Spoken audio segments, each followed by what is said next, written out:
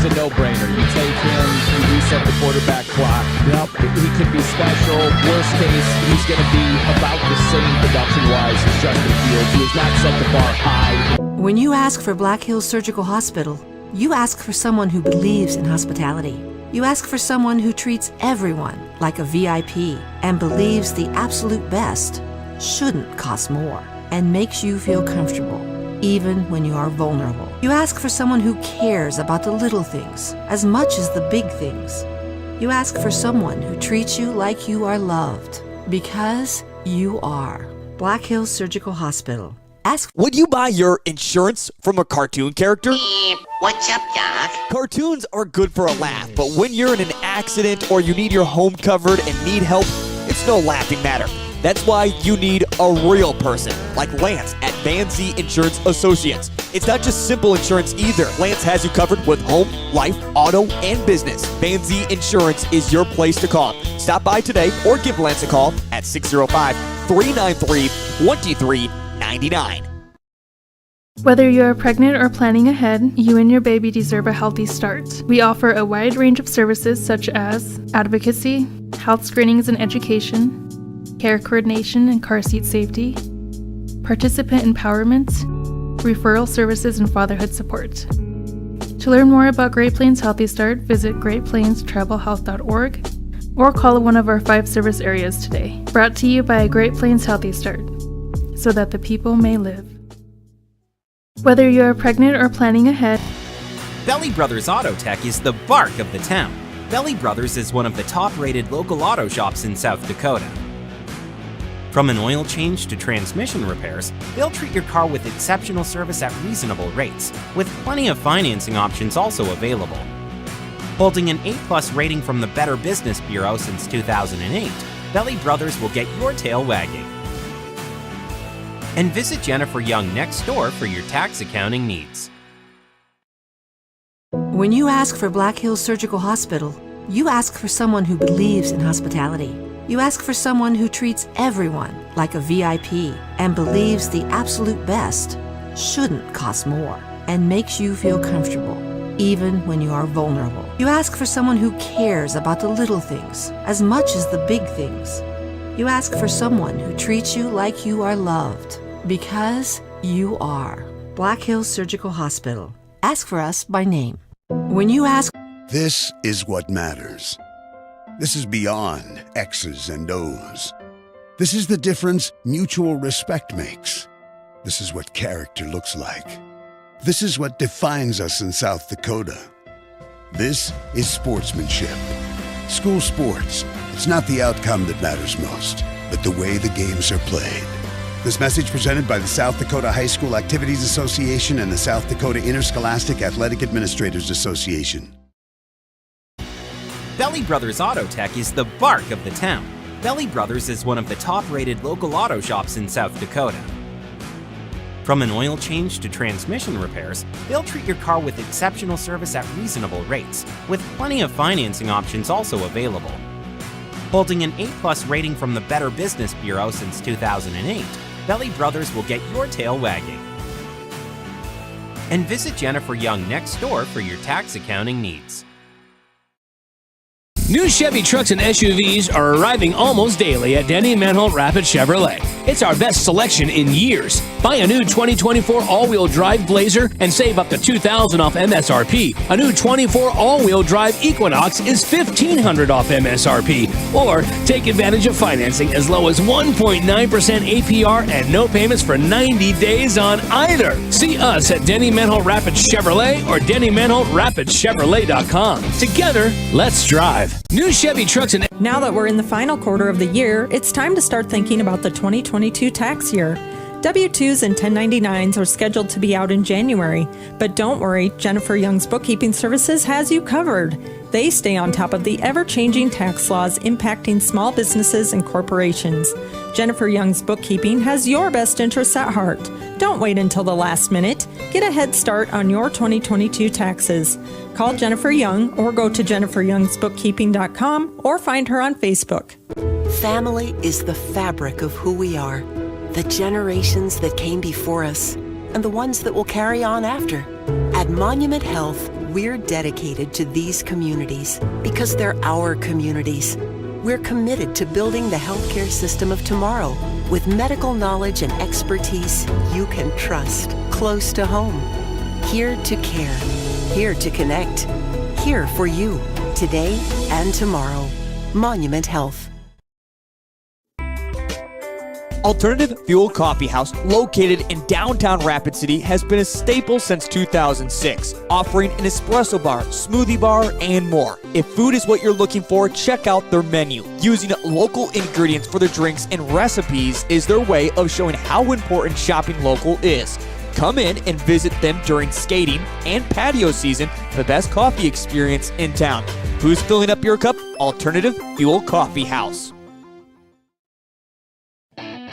Looking to spruce things up for dinner tonight? Order online or buy the Inferno's Food by Fire app for your best meal in Rapid City. Inferno's has the best Stonefire signature pizzas, sandwiches, and fresh salads. Build your own pizza all while watching the latest high school or NFL action. Even better, receive a 10% discount off your next order when you mention Live Ticket. That's at Inferno's Food by Fire.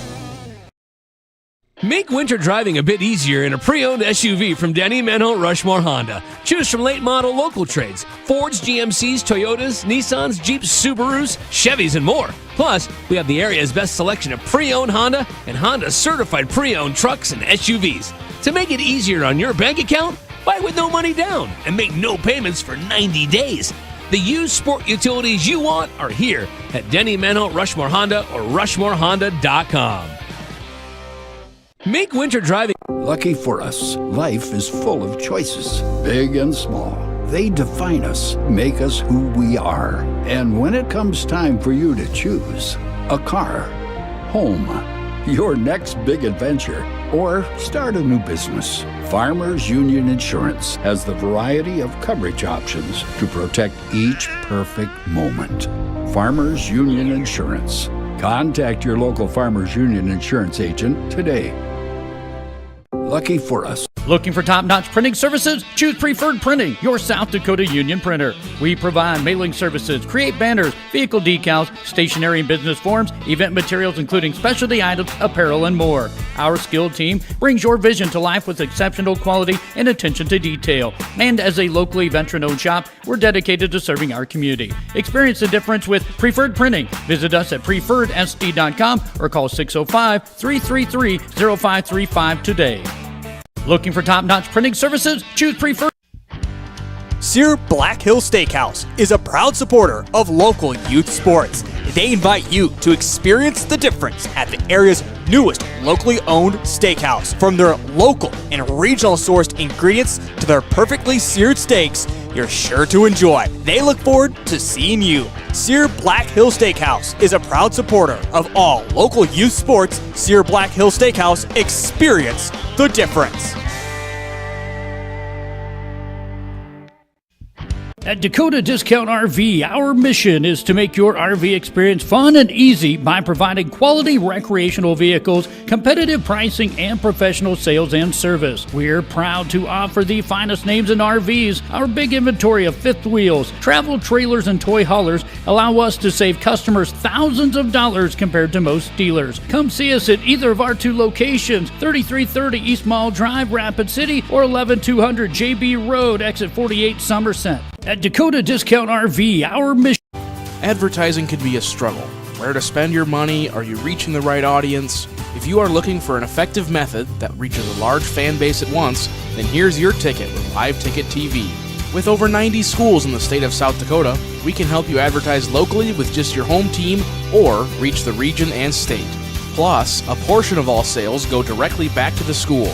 Get a hold of Dylan Kessler today and let's get started in building your brand with Live Ticket TV.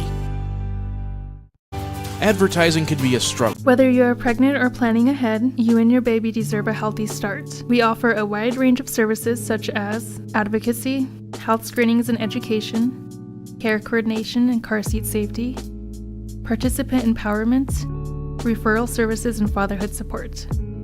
To learn more about Great Plains Healthy Start, visit greatplainstravelhealth.org or call one of our 5 service areas today. Brought to you by Great Plains Healthy Start, so that the people may live. Whether you're pregnant... If it's time for a new roof, maybe it's time we talk. Hi, I'm Scott Dorcas with Premier Systems Roofing. We offer free inspections and estimates, full labor and manufacturer warranties, and we are a preferred contractor for insurance companies. We've been a South Dakota company since 2002, serving the entire state, and we are proud to sponsor South Dakota sports and activities. Premier Systems Roofing, on time, on budget, and on call 24/7. The innocence of youth. Is there anything any better? But soon they'll be in high school and facing all the same challenges you faced. How to make friends, how to fit in, how to be cool. We want our children to have everything they'll need to live fulfilling and productive lives. Make sure the kids in your family are among the more than 57,000 participants here in South Dakota who take part in high school sports or activities.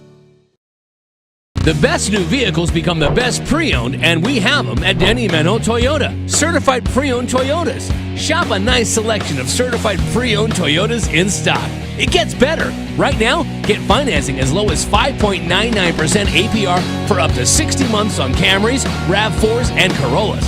That's 5.99 financing for 5 full years. Shop the area's best selection of used Toyotas and Toyota certified pre-owned at Denny Menno Toyota or DennyMennoToyota.com. The best new vehicle.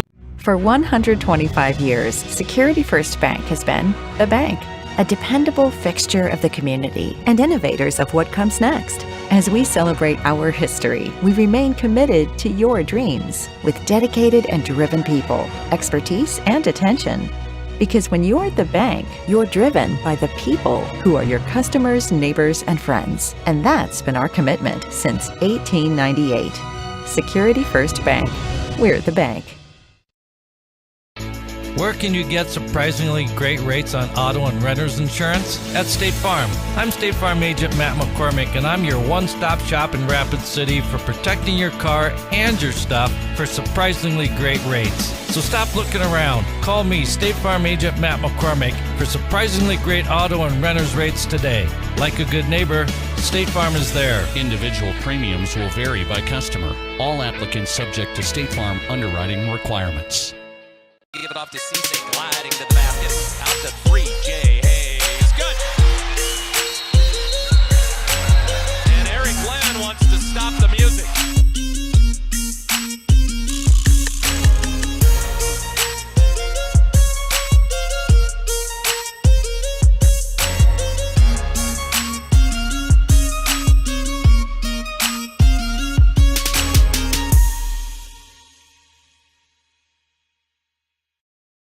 Hi, this is Nate Brown reminding you to join the Nate Brown Show live weekdays from 4 to 6 p.m. It's Rapid City Sports Talk Show and Rapid City's only call-in radio show. With big-name guests from across the country to the local sports coverage you just can't get anywhere else. Join the conversation every weekday for thought-provoking sports talk. This is your show. Don't miss the Nate Brown Show from 4 to 6 p.m. on 106.7 FM and 1150 a.m. And stream us all the time at foxsportsrapidcity.com.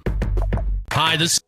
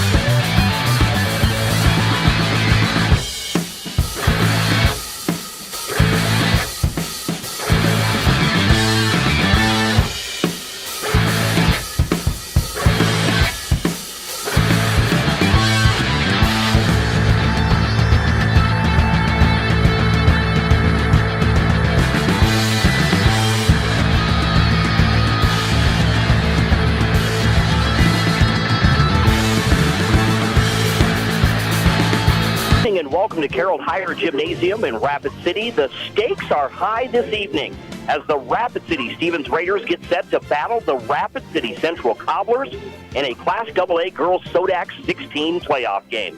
It's the rubber match between these two teams, with the winner punching their ticket to the next week's state tournament in Sioux Falls. The broadcast of these playoff games has been authorized by special arrangement with the Board of Directors of the South Dakota High School Activities Association. Hello once again, and thanks for joining us on Fox Sports Rapid City. I'm Jerome Wickersham along with Dean Gurr. We want to welcome you to the J&J Truck and Auto Body pregame show presented by J&J Truck and Auto Body. For the highest quality work and hassle-free customer service, let J&J take the stress away and get your vehicle back on the road. That's J&J Truck and Auto Body on East Philadelphia Street in Rapid City. So not only are these two ball clubs playing to extend their season, but also bragging rights are on the line this evening. Stevens and Central split their regular season matchups, with the visiting team winning each contest. The Raiders won the first matchup at Howard Nas Gym back in December, 68-57, with the Cobblers getting the victory 42-36 here at Carroll Higher Gym in late January. So that brings us to today's showdown, and you can just feel the excitement. Of course, there was the tailgating going on outside of the gymnasium when we came in. When I came in a little over an hour before the game, there were fans lined up ready to get into this ball game. So we're expecting a really good crowd, and it kind of reminds me of the old district championship games they used to have. Yeah, they would get together, and it would be like Spearfish, Sturgis, Douglas, Stevens Central would kind of get together, and it would take the winner of the district, and then I believe it was second place, and then even possibly third place. However they worked that out, they crossed districts. They played like the district that had Pierre and stuff in it in order to get the state tournament. But yeah, it's a lot like that. It's just amazing. I just have to say, it's rivalry. It's the Rapid City Rivalry Round 3, but it's kind of the Rapid City Rivalry Night Round 2. 9 weeks ago from tonight, this game happened right here, plus the game across town, I guess down at Hart Ranch, happened as well, between St. Thomas More and Rapid City Christian, the boys. Plus, Pine Ridge and the Mapia Luta Crusaders are getting set to square off tonight down in Pine Ridge. So you get these amazing rivalry games that mean everything, because it's March, which means you're done if you lose this game. So all the stakes are on the line. The emotions are high. Everything all into it. So that's going to be one of the big things tonight. How you keep those emotions in check, knowing that this is it. You know, you can't make that mistake, but everybody's going to make a mistake. So how are you going to move past any mistake that you make that might happen here tonight? I know the last time we did this, turnovers aplenty. In fact, both games, I was looking at the numbers, turnovers all over the place. Shooting percentages were down, especially in the last game. So, yeah, you might have jitters then, exponentially now. Absolutely. Again, like Dean said, it's round 3 of the Rapid City rivalry. Stevens comes in the 8th seed. They're 12-8 on the season. They've won 5 in a row coming into this ball game. Meanwhile, the Central Cobblers, they're the 9th seed. They have a record of 10-10, and the Cobblers, too, have a 5-game win streak, and they really turned their season around after a 1-6 start. So, Dean, the Raiders are trying to keep their streak alive of going to state tournaments. They've qualified for the last 10 straight state tournaments, hoping tonight could be their 11th trip. Of course, you have to include the COVID year in there as well. Rapid City Stevens, a young team with just one senior. It seemed like it took a little bit of time for them to kind of gel together, but they seem to have done, quite a bit, a good job as the season progressed. Yeah, they were 2-4 at one point in the season. You're thinking, okay, what's going on here? Then they ended up in December beating Central, and then they beat Sioux Falls Roosevelt the following weekend to even their record at 4-4, and kind of lost 4 games since then. But like you said, 5-game winning streak going on right now. Exactly like the Cobblers, those 5 games were against teams that have under 500 records. So before we go, wow, it's amazing they're on a 5-game winning streak, you have to think about the competition. The Cobblers and the Raiders are so similar in that, in who they beat, who they lost to, probably one of the biggest pivotal games, even though the Raiders ended up with 12 wins and the Cobblers only 10, was that Spearfish game. Spearfish played really well against the Raiders, but the Cobblers just came out and absolutely destroyed the Spartans, actually the night before the last rivalry game that we did, and it fed right into the next one. The Cobblers struggled that night and ended up pulling it out, coming back, fighting 2 minutes and 13 seconds. They actually took the lead in that game with 2 minutes and 13 seconds left in the game, and finally ended up pulling it out. It looked like a 6-point win, but no, it was they barely got by it, fought hard. It's that type of fighting that's going to happen between both squads tonight. For the Cobblers, too, like we said, they're 10-10 on the season under first-year head coach Taya Miller, who came over from Watertown.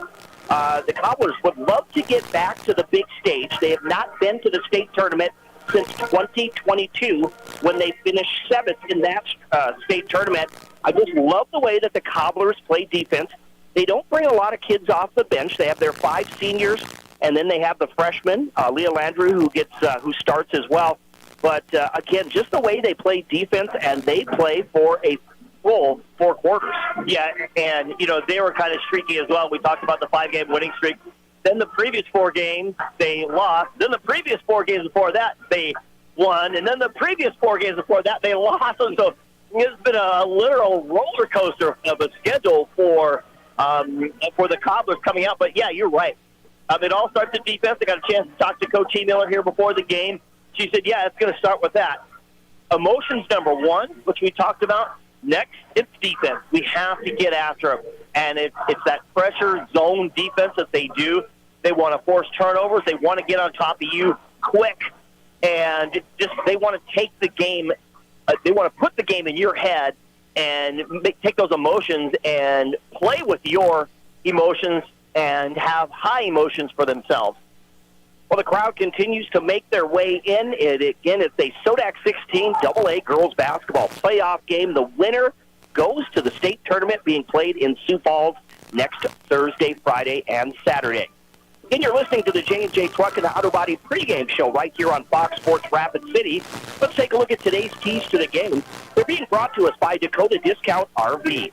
You can find the key to building lasting family memories with a new or pre-owned RV from Dakota Discount RV. Just take a look at their great selection of RV at 2 locations. Dakota Discount RV. Find them across from Cabela's and also on JB Road in Blackhawk. Of course, Dean, these 2 teams looking to get to the state tournament. What will it come down to tonight? Well, let's talk about the visiting Cobblers firsthand. When we talked to Coach Himmler, we already addressed it. Defense, they have to get pressure defense right away on top of them. They have to attack the paint is what they have to do aggressively. We know they can shoot the 3, and that meant a lot to both teams in highs and lows as far as that goes. But each player, as far as the Cobblers go, they need to know their role, and they need to keep Talia Porter off of the free throw line. When I talked to Coach Dannenbring, he said, first thing out of his mouth, and we echoed it exponentially, yeah, I would like to not go 0 for 17 from the three-point land. And that is so true for the Cobblers. If you look at the numbers, back and forth, and all the different ones, the one that stands out the most in that last game in particular, the Raiders were 0 for 17. 0 for 17 from the three-point land. They lost 6 by 6. If they would have hit just 2 of those, 2 for 17 is a terrible three-point shooting night, but if they would have just hit 2 of those, it would have been a totally different ball game. So obviously they want to make sure to take care of the basketball well. Between both games, both teams, between 17 and 21 turnovers for each team in the last 2 games that they played against each other. So that's huge. Again, that's our keys to the game being brought to us by Dakota Discount RV. And you can find them across from Cabela's and also on JB Road in Blackhawk. Great crowd on hand here tonight. Again, the winner advances to the State AA Girls Basketball Tournament next week, starting Thursday in Sioux Falls. It's the 12-8 Rapid City Stevens Raiders and the 10-10 Rapid City Central Cobblers. We are going to pause for the national anthem. We will step aside for 2 minutes. When we come back, We'll take a look at the starting lineups right here on 106.7 FM, 1150 AM, Fox Sports Rapid City. Do you have a pest problem? Got bats, ants, termites?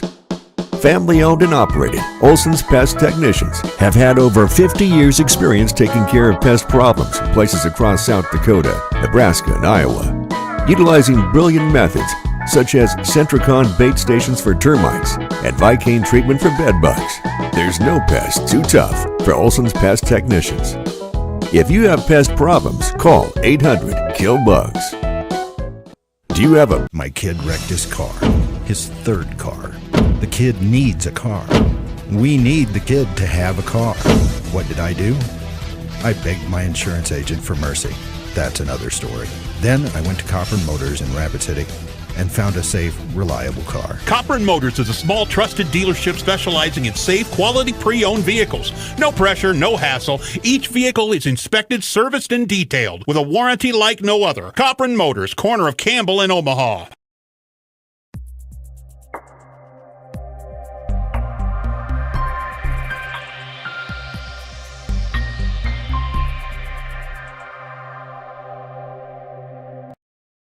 A few years ago, Security First Bank started talking about what it means to be the bank. And the truth is, for 125 years, we've known exactly what it means to you. Consistency, dependability, determination, and devotion. For 125 years, we've been resilient and steadfast in our commitment to you. History is not just looking backward, it's also the stuff we're made of moving forward. Security First Bank. We're the bank. Member FDIC.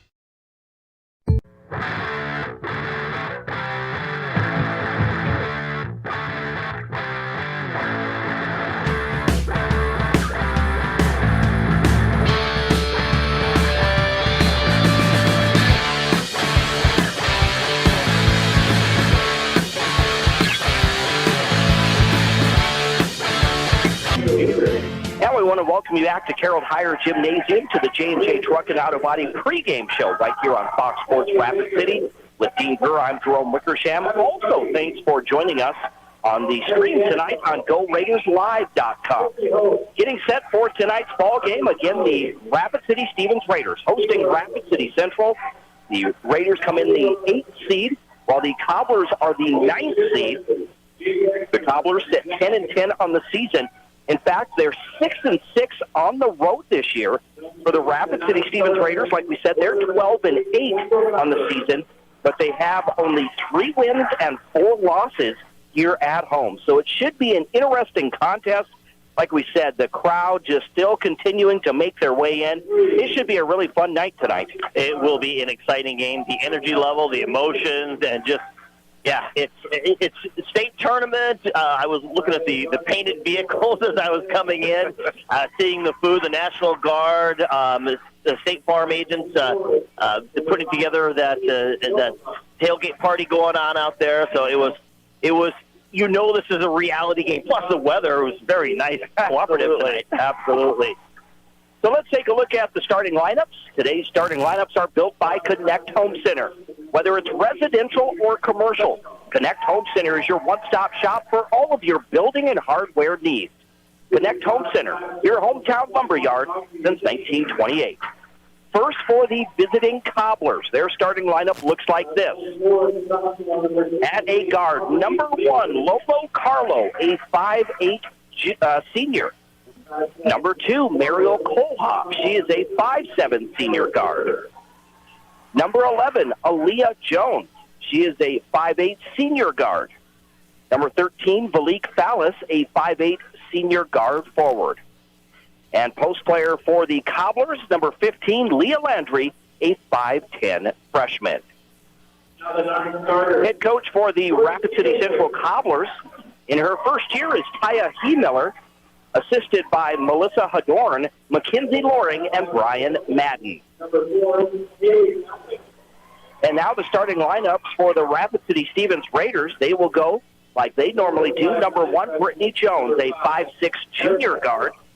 Number 3, Talia Porter, a 5'8" junior guard who's averaging about 19.8 points per game. Number 11, Finley Love, a 5'5 sophomore guard.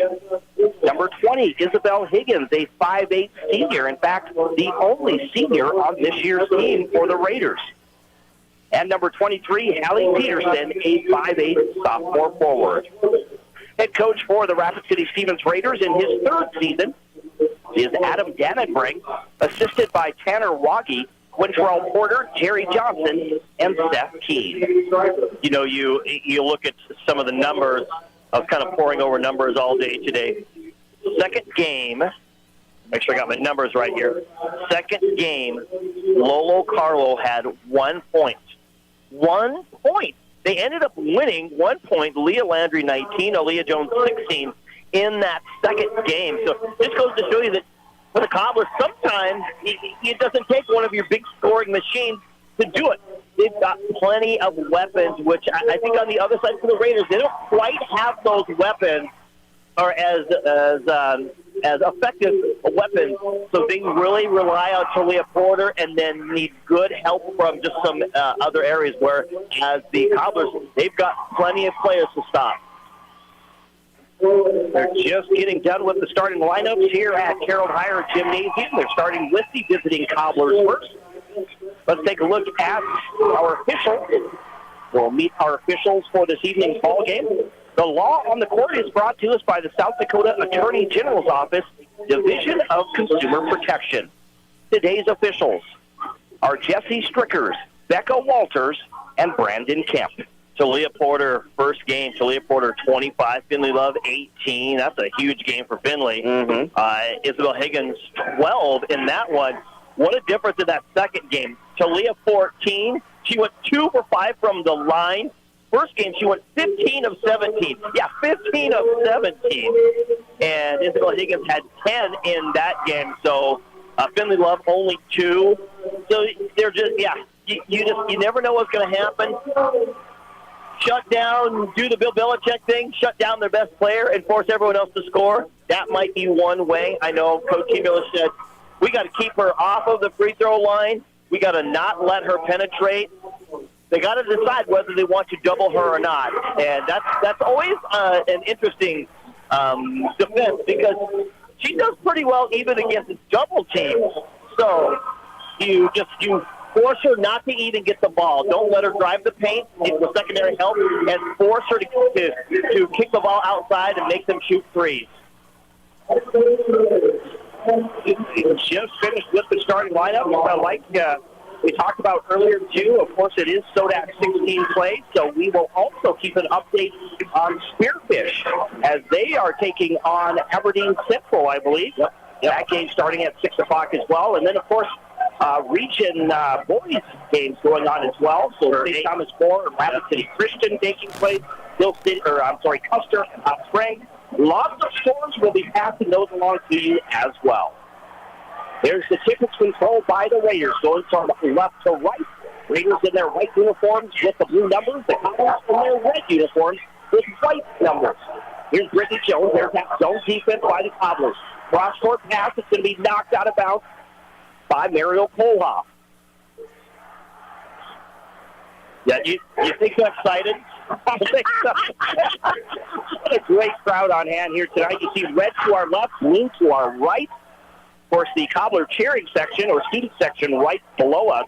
There's the shot by Higgins. That rolls in and out, no good. Landry grabs the loose ball. She'll give the ball to Jones. Jones works her way into the front court. They go from right to left. She gives the ball to Carlo. Carlo on the wing. It's around the screen. Now left side. She gets it to Kohlhoff. She drives, kicks it back out to Carlo. Back to Kohlhoff in the left corner. Bounce pass down low. Fouls, puts up the shot. A little too strong, no good. Landry, the rebound. It does not fall, but she heads to the free throw line. Yeah, and that was Isabel Higgins. She had a clear shot to get the rebound. Could not get it. Landry stuck right in there. You know, when I talked to Coach Miller about the maturation of Leah Landry from last year to early on this year to how she's playing right now, she said, you know, I didn't know her last year, but watching her on film and just seeing the things, definitely her ability to recognize how they're playing her, and her spreading the ball around has been huge. Landry misses both free throws. She struggled last Saturday against Sioux Falls, Washington, making only 3 of 10 free throws. But again, they had plenty of help, and they were able to win the game. Porter shoots the 3, and she knocks it down from the right side. Just when you think you're going to defend Porter. 3-0 is your score on the State Farm scoreboard. Carlo gets way early, but she now has 2 fouls, and that is huge because she's such a rebounding machine for the Raiders, averaging almost 7 rebounds per game for the Raiders. Malik Ballas at the free throw line. She gets the Cobblers on the scoreboard as she makes that free throw. And that brings in Tamia Poorbear, who is the heir apparent to Isabel Hagan. She's a junior to be the post player next year. I thought she did really good against Washington. I was quite impressed at how well she played there. Ballas makes both free throws. 6:38 to go in the first quarter on the State Farm scoreboard. It is 3-2, the Raiders by 1. Stevens basketball. Here's Peterson. She gets it to Jones. Jones, top of the key. Brittany Jones. They don't know what to do with it. Zone defense. They go left side to Finley Love. Love on the wing there. Kicks it outside to Jones. Jones looking inside for Porter. Instead, she dribbles to the right wing, gets it into the corner. Here's Porter. Porter back along the baseline, splits the defenders, puts up the shot, no good. The ball is loose. Love comes away with it. And now the ball is going to be stolen by Ballas, ahead to Carlo. She gets it to Koloff. Koloff misses the layup at the other end. The ball goes out of bounds, but it's going to be Poorbear, who was stepping out of bounds when she tried to grab the basketball. Yeah, she was just trailing behind and ended up stepping out of bounds, and then didn't realize the ball was not going to be shot well, and stepped in and touched it. There's Landry, tried to get the ball to Koloff. Koloff able to corral it. Now they go to Ballas, left side to Carlo. 20 seconds on the shot clock. Carlo decides to drive, gives the ball to Koloff. Koloff dribbles out to the wing, now gets to the top of the key. And that's going to be a foul against the Raiders. That will be their 3rd team foul. And I can already read Coach Dannenbring's hands because Jesse Stricker's called a hand-checking foul. He's like, look, if you're going to call this here, you better call that down there. You can see him pointing in the other direction. Allie Peterson picks up her first. In the corners, Jones. She drives the baseline, trying to feed it to Landry. It's stolen by Poorbear. Poorbear out to Jones. Jones works her way into the front court. Jones left side to Love. Love back to Jones, top of the key. You see Jones directing traffic. Get over here. Let's get a screen down low. And now we're going to get a foul on Koloff. So this kind of same thing happened at the end of the game last time. They needed to run a play somehow, some way. It was a tight game right then, and the Raiders, they just kind of stood there and either waited for somebody to post up or nothing, and nobody really moved. They got the 4-out offense right now, and Peterson is playing down low.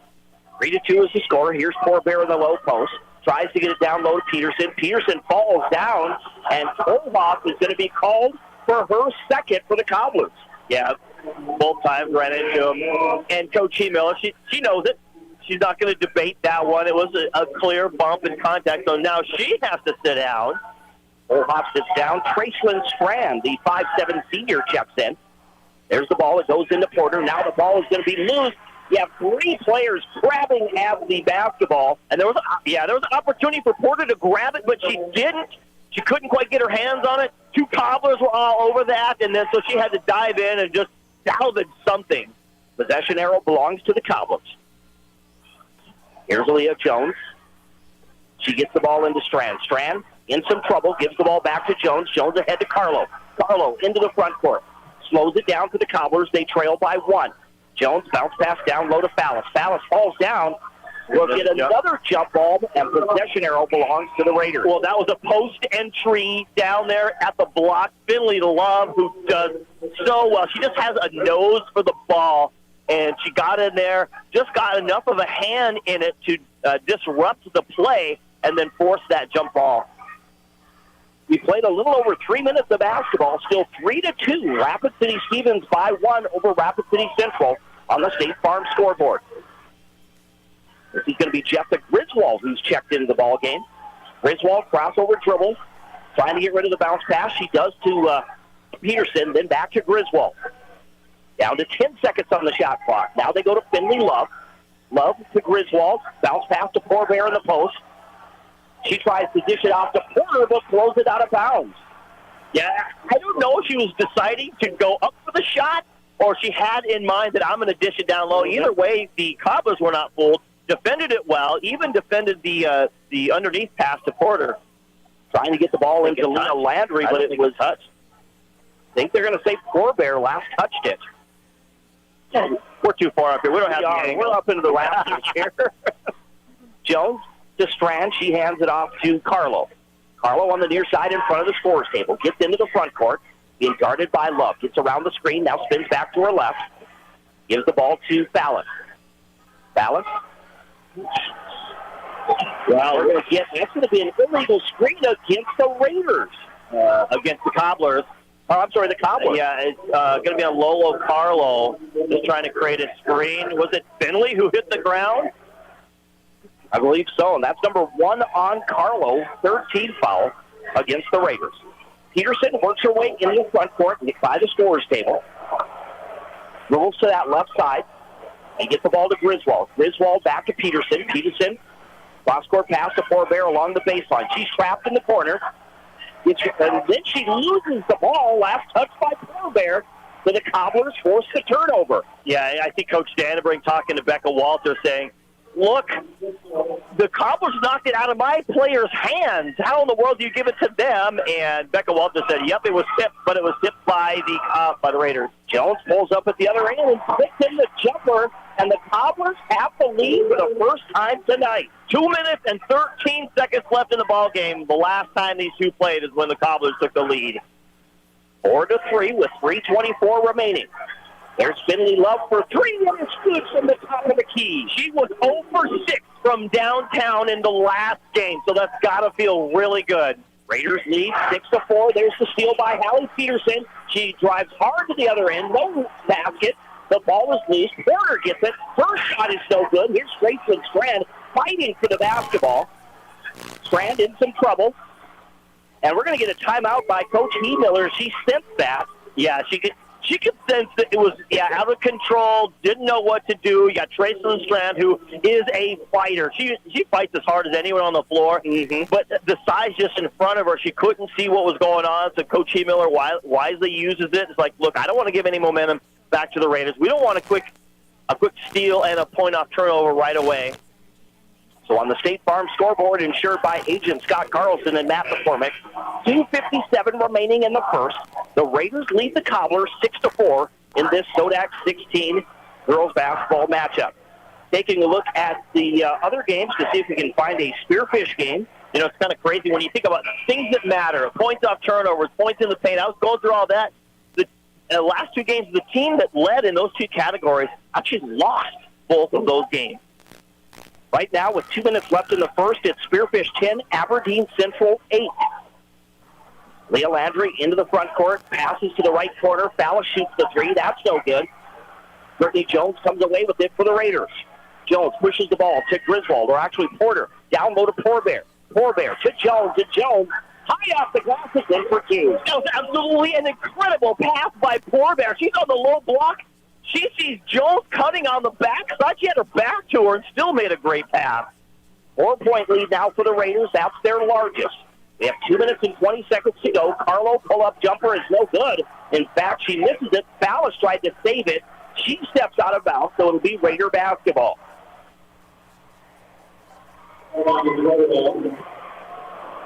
No score yet for Rapid City Christian and St. Thomas More, and also no score for Hot Springs Custer, but we'll try to track down those scores for you as well.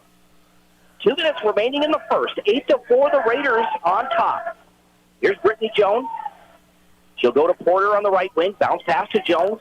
Jones looking inside. She lobs it into Peterson. Peterson, though, almost lost it. Jones now back to Porter. Porter left side. Griswold wide open 3. It's good. Rejected Griswold. That bodes well for the Raiders. That's 2 threes already in this game. That's 2 more than they had last time. 11-4. The Raiders lead by 7.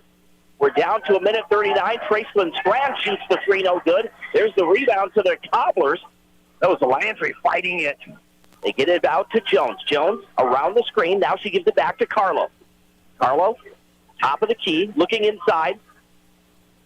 Plenty of time on the shot clock. They have 22 seconds. Bounce pass to Landry. Landry spins in the low post, puts it up, and it's in for two. Wow, that's got to make Daddy Troy happy on that one. Great spin. She forced the defense to one side and then planted her foot. Great spin move. 11-6. The Raiders by 5. We're down to the final minute of this first quarter. Porter to Jones in the right corner, looking inside for Forbear. Instead, she'll give it back to Porter. Porter crossover dribbles. Left side, they go to Griswold. Zone defense by the Cobblers. Here's Griswold top of the key. Picks up her dribble. They go to Jones in the corner. Back to Porter. Porter wants to drive. Shakes the defender. Puts up the jumper, but she misses it. Peterson trying to save it, but it goes out of bounds. Coach He Miller absolutely going nuts over there. She ran straight over to Brandon Kemp and said, look, Talia absolutely pushed off my defender. She, stomped over there to tell him, and he's over there defending his actions there. Here's Aaliyah Jones now into the front court. Gives the ball. They go to Fallis or to Strand. Strand bounce pass to Landry. Landry's going to put up the shot, and just short, no good. Higgins checks back in.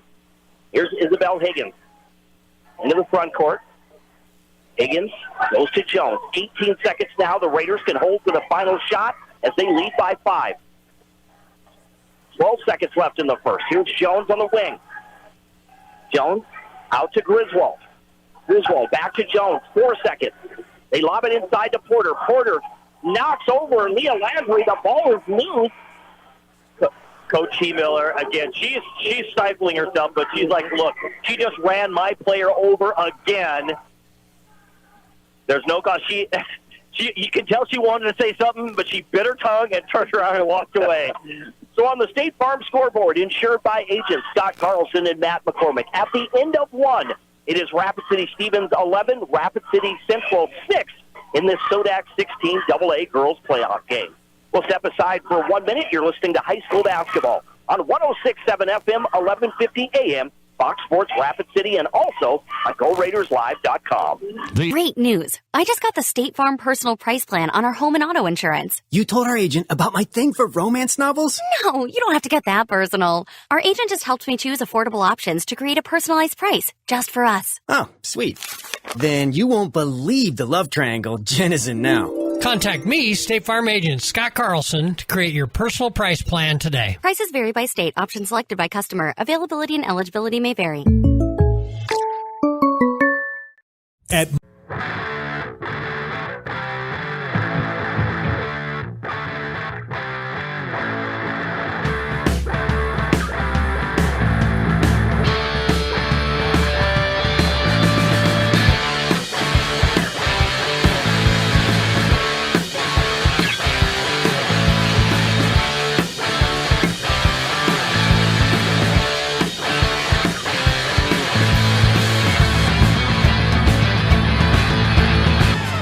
Listening to South Dakota High School basketball on Fox Sports Rapid City, presented by Black Hills Surgical Hospital Sports Medicine and powered by Physio. And welcome back to the Anytime Auto Sales Service and Detail broadcast booth, sales, service, and recreation. Cobblers have the basketball to start this second quarter. It's Aaliyah Jones who gets fouled, so she's at the free throw line. She gets her third point as she knocks down that free throw. The second free throw is good as well. It is 11-8. The Raiders by 3 with 15 seconds gone by here in quarter number 2. A little bit of pressure there. The Raiders handle it. Here's Finley Love in the front court. Love hands the ball to Jones. Jones sets it up against this zone defense. Raiders going from left to right. They go to Love, back to Jones. Jones top of the key, gets to the elbow, hands the ball off to Porter. Porter into the right corner. They go to Peterson. Peterson had the ball knocked out of her hands into the hands of Coach He Miller. Like, I didn't touch it. That's interesting. I think that's what they want to do. They want to get Landry out in the corner. They're playing zone. They want to get the ball right on the baseline. Pull-up jumper by Porter is no good. Landry the rebound for the Cobblers. She'll give the ball to Carlo. Carlo ahead to Jones in the front court. Jones crossover dribble. Now she'll give the ball to Carlo, top of the key. Gets to the near side. Gets around the screen. Drives hard. Pull-up jumper from the left side is no good. Job's not coming easy for either team in this ballgame. Porter back the other way for the Raiders. She gets into the front court. They go to the right corner. Jones pump fakes. Trying to work it inside. We're going to get not a jump ball. Strand gets the ball to Fallis. Nobody had possession of it. They kind of batted it around a little bit there. And then there's a steal. Steal by Hallie Peterson. Peterson in the front court gives the ball left side to Love. Still a 3-point lead for the Raiders. 90 seconds gone by here in the second quarter. There's the floater by Love in the paint. That's no good. Forbear the offensive rebound. Then it's taken away by Jones. Jones to Strand in the front court. And Strand gets the way up at the other end. That's a great transition there. Good move, good takeoff by Strand. A 4-0 run to start this second quarter for the Cobblers. They cut the Raider lead to 1. 11-10 with 2 minutes gone by in the second. Talia Porter the basketball. You hear the Cobblers student section below us. Here's Porter. She spins in the paint, puts up the shot, and picks it off the glass for 2. Yeah, that is against Lolo Carlo, who is as athletic as any player on the floor, and Porter just got that drop step on her and got around her. Here's Fallis, cross-court pass to Strand. Strand looking inside. She lobs it to Landry, but it is knocked out of bounds by Forbear, so it will stay Cobbler basketball. That's a great job. I think Landry's like, look, you got to throw that ball up higher because it's going to be defensive. But good job by Porter. She didn't just stand there and stick her arm up. She went with the ball and the momentum of the ball and is able to get the tip. Mario Kohlhoff comes in for the Cobblers. Also Mackenzie Schreiber and Jessica Griswold for the Raiders. There's the bounce pass to Landry. She can't hold on to it. Jessica Griswold picks it up. Griswold trying to get it to Schreiber. The ball goes off the leg of Griswold, and it will be Cobbler basketball. She was trying to kick it ahead to Schreiber, and it bounced back off of her. Again, these players know what's at stake. Their season can be extended tonight as the winner heads to the state tournament next week in Sioux Falls. Carlo gets around the defender and drives to the basket and lays it in for 2. First basket for Lolo Carlo, and it's still a 1-point Raider lead, 13-12. Here's Griswold, top of the key. Back to Porter. Porter now directing traffic. She'll drive. Gets around the defender, and an easy basket there for Talia Porter. Her 7th point now of this ballgame. That's someone like Landry. She basically just stood there. Carlo tried to get the ball to Mario Kohlhoff, but it's just thrown a little too far ahead of her, and it goes out of bounds, so it'll be Raider basketball. I don't know if Landry was afraid to get a foul or something. I mean, the Porter did a great job stepping around her, but she didn't even try. Here's Griswold in the front court. She'll slow it down. Corrects traffic. Bounce pass to Schreiber. Schreiber back to Love. Love's going to shoot the 3. That one off the mark, no good. Leah Landry with position, gets the rebound. Landry to Jones. Jones in the front court. Bounce pass to Kohlhoff. Kohlhoff, left side, Strand, wide open 3, and she misses everything. Landry, though, gets the rebound. Landry kicks it outside. Here's Kohlhoff in the paint. She drives, puts up the shot, contested by Porter, and no good. Porter comes away with it, races into the front court. Porter, right side, Griswold puts up the 3. That's no good. Jones comes away with it for the Cobblers. Here's Aaliyah Jones. Gives it to Carlo. Carlo plays point guard most of the time for the Cobblers. Gets into the front court. Just a little over midway through this second quarter. Still 15-12. The Raiders by 3. The ball is loose. We're going to get a blocking foul. That will be on Finley Love. She didn't agree with the call. Either way, that was an incredible effort by Finley Love. She got the tip, was able to run around Lolo Carlo and actually touch the ball and kind of force it out of bounds. Unfortunately, kind of got right in front of Carlo, got the block. I got that. She wasn't legal guarding position, but, man, you got to love that effort. That's the first on Finley Love. Second team foul for the Raiders. The ball was thrown into Kohlhoff. Kohlhoff on the far side. She fielded that like a shortstop. Nice job. She drives, puts up the shot off the glass. It's no good. But Mariel Kohlhoff heads to the free throw line. She is scoreless in this contest, has a chance to score some points for the first time tonight. Okay, so maybe more like a catcher. I was going to say she got her body in front of it. That's that catcher training. Of course, we talked about this last time. She's going somewhere to play softball. at the next level, just as a tremendous catcher. That free throw is good for Koloff. As a team, the Cobblers are 5 of 7 from the free throw line. They're asking for Nick Karn to come out here. And we see Tyler Ricchetto, the assistant principal, over there. Did somebody throw something on there? I think Nick Karn's probably going to tell them, hey, chill out. It's so hard to do. You know, you love the atmosphere. You want people, or the fans rather, to be respectful. I don't know if they threw something or what it is, but you love it. You love the intensity. It just makes the game so much better. Koloff misses the free throw. Still a 2-point Raider lead, 15-13, just under 3.5 minutes to go before halftime. Porter, top of the key, puts up the three. That one is no good. Aaliyah Jones, the rebound for the Cobblers. Jones works her way into the front court. Jones on that far side, crossover dribble. Left side, they go to Koloff. Porter playing off of Koloff. She'll drive in the lane. Now they go to Fallis on the right side. Fallis tries to drive into the corner. They go to Strand. Now out to Koloff. She's going to shoot the three.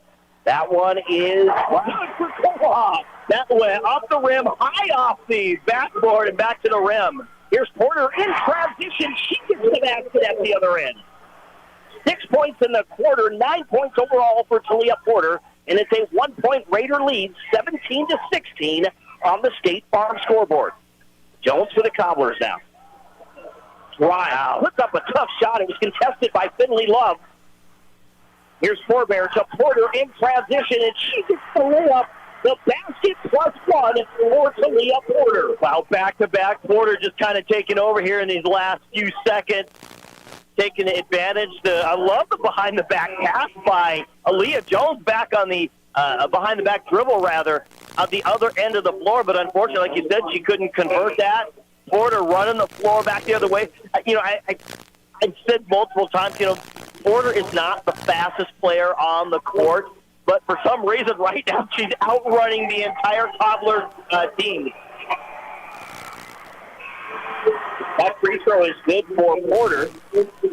12 points now for Talia Porter. 2:26 to go in the second quarter. The Raiders by 4, 20-16 over the Rapid City Central Cobblers. Here's Cobbler basketball. Carlo to Landry at midcourt. Landry into the front court. Gives the ball back to Carlo. Carlo drives to her right. Gets in the lane, kicks it outside. Fallis shoots the three. Fallis. That was like a knuckleball. I can read the letters on the ball. That's 5 points for Fallis. And it's a 1-point Raider lead with 2 minutes remaining in this first half. Raiders up 20-19. Mackenzie Schreiber shoots the three, and drains it at the other end. Yeah, she comes off the bench, but you got to get a hand in her face. She can drain it. That's 4 3-pointers in this first half for the Raiders as a team. Driving is Landry, loses the ball off her foot. Just really ran out of real estate there and had nowhere else to go with the basketball. Yeah, I don't know what her intent was. She kind of did a little head fake, but I don't think anyone was buying it. But then, she tried to drive it. The defender did a great job sealing her against the out-of-bounds line. And I don't know if she was just going to try to sneak in there. We're down to 90 seconds remaining in this first half. 23-19, the Raiders by 4. Schreiber out to Griswold. She'll fire the three. That's no good. A battle for the loose ball. Trying to save it was Leah Landry, but it goes out of bounds, so it'll stay Raider basketball, but the shot clock will not be reset. Yeah, Talia Porter, Samaya Porbear got a piece of that, just enough, and as the Cobblers were trying to jump after it, they hit the out of bounds. Brittany Jones triggers it in. She goes to Porbear. Porbear spins. Nice move and up there. That was an amazing move. The plant, the spin, I loved it. 25-19, the Raiders by 6. 1:10 to go. Pull off, shakes the defender. Now she's being guarded by Porter, though. She'll get it to Strand. Strand drives. Puts up the shot, high off the glass, no good. Porter with a rebound, and they'll call Fallis for the personal. Yeah, she just, from behind, tried to make it. She really just wasn't in any position to make that play. It's like, just be a defender, let it go. She's going to get it, make it trouble for her, but she just tried to swat it and end up running into her. That's number 2 on Fallis. Second team foul. 25-19, the Raiders trying to add to their 6-point lead. Here's Jones on that far side. Gets it to Schreiber. She lobs it inside to Forbear. Back to Jones. Now to Love for 3, and it's just for Finley Love. Second 3 of the ball game for Finley. 28-19, the Raiders leading by 9. Now the ball is loose. It's going to be picked up by Schreiber. 29 seconds to play. Ball's knocked out of her hands from behind. What a great play by Tracelyn Strand. Everybody in the gym saw her run from in front of the Raider bench all the way down. Nobody said anything, or Schreiber just didn't hear him. She runs back, tips it out, gives the Cobblers a chance at the last shot. We're going to get a full timeout with 24 seconds remaining in this first half. Again, on the State Farm scoreboard, insured by agents Scott Carlson and Matt McCormick. 24 seconds to play in the first half. It's Rapid City Stevens 28, Rapid City Central 19. We'll step aside for 30 seconds right here on 106.7 FM, 1150 AM, Fox Sports Rapid City. Monument Health Orthopedics and Sports Medicine. We are here to help you make your comeback. Our team is standing by to diagnose and treat your injury with some of the most advanced treatment options available and same-day appointments. Monument Health practitioners work closely with our therapists and physicians in communities throughout the Black Hills with locations in Rapid City and Spearfish. Visit monument.health/orthopedics for more information. That's monument.health/orthopedics for more information.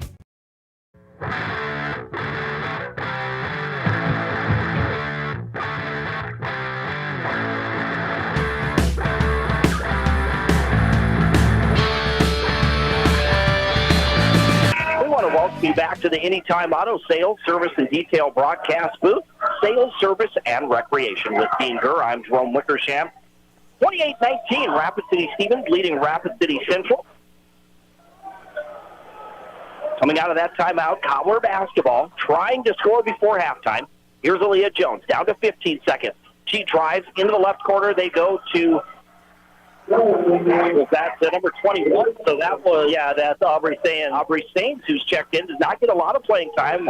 They just needed a spell for, she's like the 7th player, doesn't get a huge amount of time, but it's got to be just enough to at least get a little bit of rest for her Cobblers. Now 10 seconds remaining. Raiders will try to hold for the final shot. Around the screen, there's the 3 from the top of the key. That one is no good. Forbear the rebound. Her shot is no good. Here's Moloff. Does not get the shot off in time. That'll do it. That's the end of the first half here at Carroll Hire Gym. Again, on the State Farm scoreboard, insured by agents Scott Carlson and Matt McCormick. At halftime, Rapid City Stevens leads Rapid City Central in this SODAK 16 AA girls playoff game, 28-19. The Raiders on top of the Cobblers here at the break. We will step aside for 1 minute. The halftime show coming up next, right here on 106.7 FM, 1150 AM, Fox Sports Rapid City.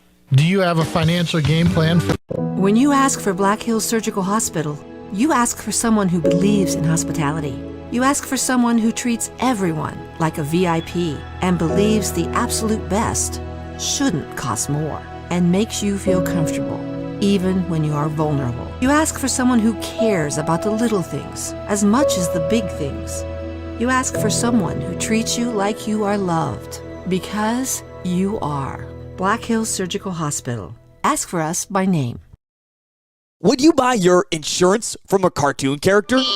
What's up, Doc? Cartoons are good for a laugh, but when you're in an accident or you need your home covered and need help, it's no laughing matter. That's why you need a real person, like Lance at Van Zee Insurance Associates. It's not just simple insurance either. Lance has you covered with home, life, auto, and business. Van Zee Insurance is your place to call. Stop by today or give Lance a call at 605-393-2399.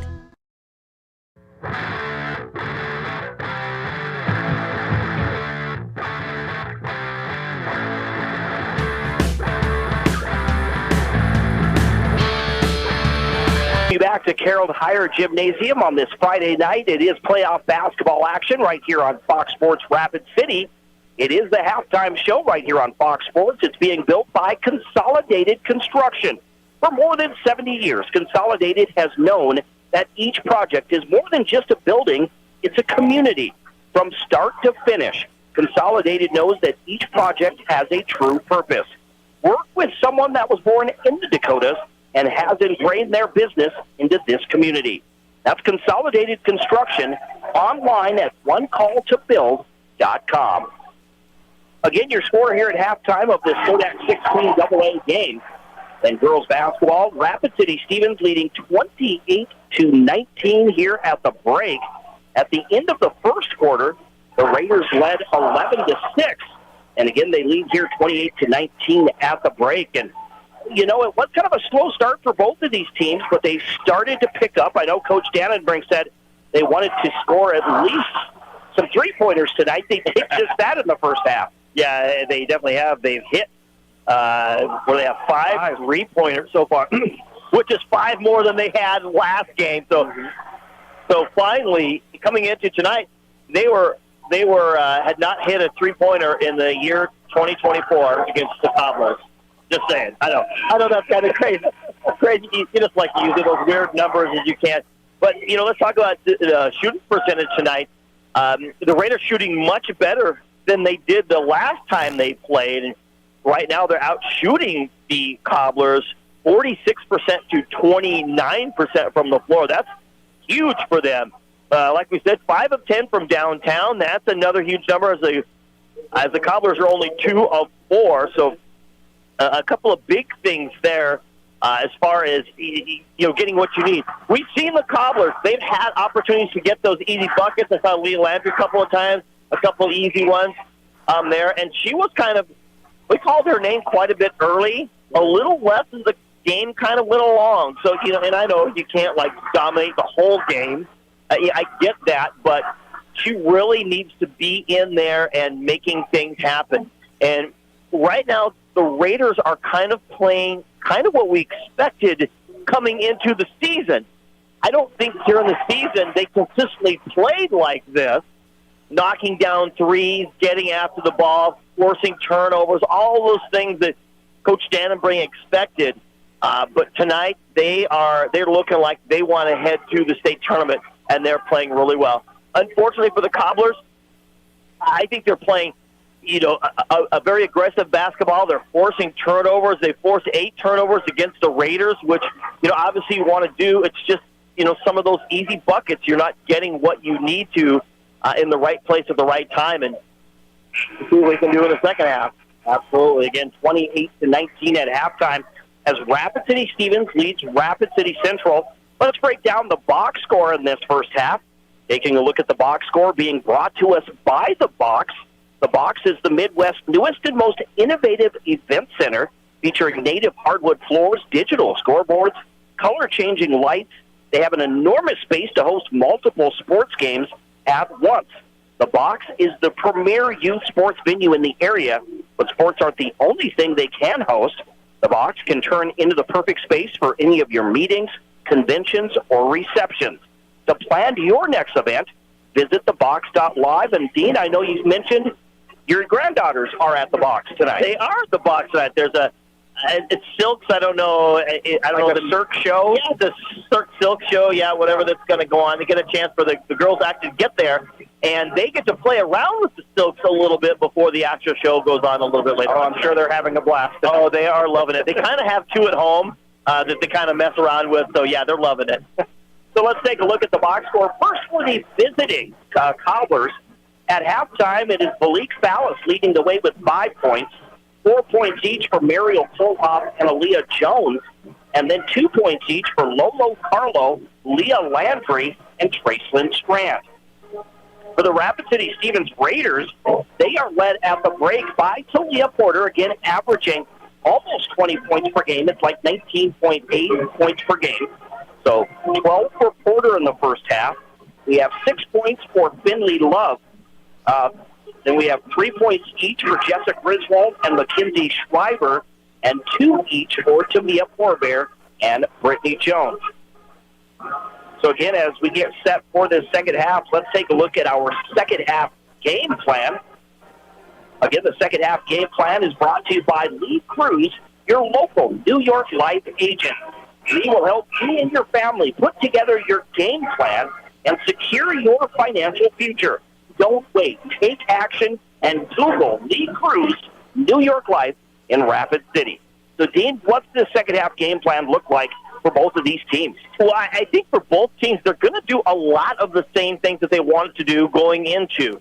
They're going to want to look for the good shot. They're going to want to continue to force turnovers, get after the ball. I think the difference is converting more opportunities. We're going to talk about the Cobblers real quick. Converting more opportunities. Leah Landry has 3 offensive rebounds, but she's only 1 of 3 from the floor.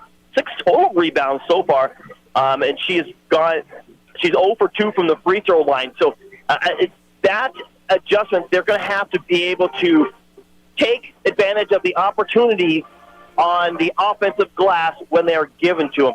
They only have 3 offensive rebounds, and she has every one of them. I think for the Raiders, they're going to do a lot of the same thing. Personally, I think they need to move the ball a little bit more, but right now they're doing a really good job of finding the open shooter and knocking down the 3. I think they're going to continue to do that as well. And then I would not be surprised to see Talia Porter do what she does and kind of take over at a certain point and get to the free throw line. That's probably going to be one of her biggest. It's not really an adjustment necessarily, but more like a game plan. I need to, as Talia Porter would be thinking, I need to get to the free throw line. I need to attack the rim more and get myself to the free throw line. And again, that's our second half game plan brought to you by Lee Cruz, New York Life agent here in Rapid City. Some other scores real quickly to pass along for you here at our halftime show being built by Consolidated Construction. At halftime in girls basketball, the other SODAK 16 playoff game being played in this area. It is Spearfish 27, Aberdeen Central 26. Again, the winner of this ball game here at Gerald Heyer Gym and the winner in Spearfish will head to the State AA girls basketball tournament next week. The winner here gets to play Sioux Falls O'Gorman, who defeated Roosevelt. I know you're probably going to get to that score, but we kind of expected that. But, yeah, we're focusing on the game here, but you think when it's over with, it's like, oh, man, we got to go play O'Gorman, who has yet to lose this year. Also, just looking at some Region 8A boys basketball scores tonight at halftime. Hot Springs leading Custer 32-28. Again, in Region 8A boys, the winner goes to the SODAK 16. And at halftime, Rapid City Christian 29, St. Thomas More 21. St. Thomas More made the state tournament last year. They finished, I believe, 5th. For Rapid City Christian, they have not been to a State A tournament. Their last state tournament came in 2003, and that was in the Class B ranks. Wow, way down there. Yeah, they had several opportunities the last couple of years. 2 years ago, I believe, they lost to Lakota Tech in a very tight game. And then last year, I believe they got beat out by Hot Springs and Regions, or SODAK right in there somewhere, and were not able to get there. And speaking of Lakota Tech, they are beating Winter right now at halftime, 26-24. That's a huge game because Lakota Tech is like a 10-10 team, and Winter only has like 4 losses. So some scores we will keep that track of tonight. The Raiders have the basketball, but it's stolen by the Cobblers. The Cobblers trying to work it down low. Ballas in transition tried to get it to Leah Landry, but that is going to go out of bounds. So it will be Raider basketball. And Ballas was the one who got the steal. I don't think Porter was paying attention. Ballas got the steal. And then she just tried to time it with Landry down here, and Landry was on her downswing of her jump and just missed it. 28-19. Here's Higgins out to Jones for 3 minutes, nothing but net for Brittany Jones. And it's a double-digit lead now, 31-19 for Rapid City Stevens, with 7:17 to go in the third quarter on the State Farm scoreboard. Aaliyah Jones in the lane. Left side, they go to Kohlhoff, wide open 3. It's from the right corner for Mario Kohlhoff. Great response by the Cobblers to come back again. At some point, the Cobblers are going to have to think about defending that 3 better, maybe in a man-to-man situation. Right now, they stick with their zone defense. Here's Kinley Love. to Porter, top of the key, back to Love on the right side. She's going to launch a three, and Love is going to nail her third three-pointer of the ballgame. Boy, she's on fire this game. Those pink shoes are red hot. At the other end, Carlo along the corner. Jones gives the ball, trying to get it to Ballas. The ball is going to go out of bounds, and it's going to be Raider basketball. I think they're debating. They're like, it looks like Porter touched him, but Jesse Stricker said nope, pointed to one of the gals in red and said we're going the other way. 6:30 to play in the third, 34-22. The Raiders by 12. That matches their largest. Here's Hallie Peterson, the basketball for the Raiders. Peterson, top of the key, 20 seconds on the shot clock. Here's Finley Love, has 3 3-pointers in the ballgame. Gives the ball to Jones, down into the right corner to Love. It's Peterson, down to Higgins. Higgins escapes, and she drives the baseline and puts it in for 2. Yeah, Landry didn't really defend it so much. And there's Talia Porter sneaking behind and picking the pocket of Ballas. Porter back the other way, gives it to Jones. Jones pump fakes, drive. Now gives the ball to Peterson, to Higgins in that right corner, driving the baseline. In the left corner, a wide-open Finley Love, and she knocks down her three-pointer. And Coach Miller said, okay, we got to get a timeout. We got to cool this freshman down. Cool this sophomore down.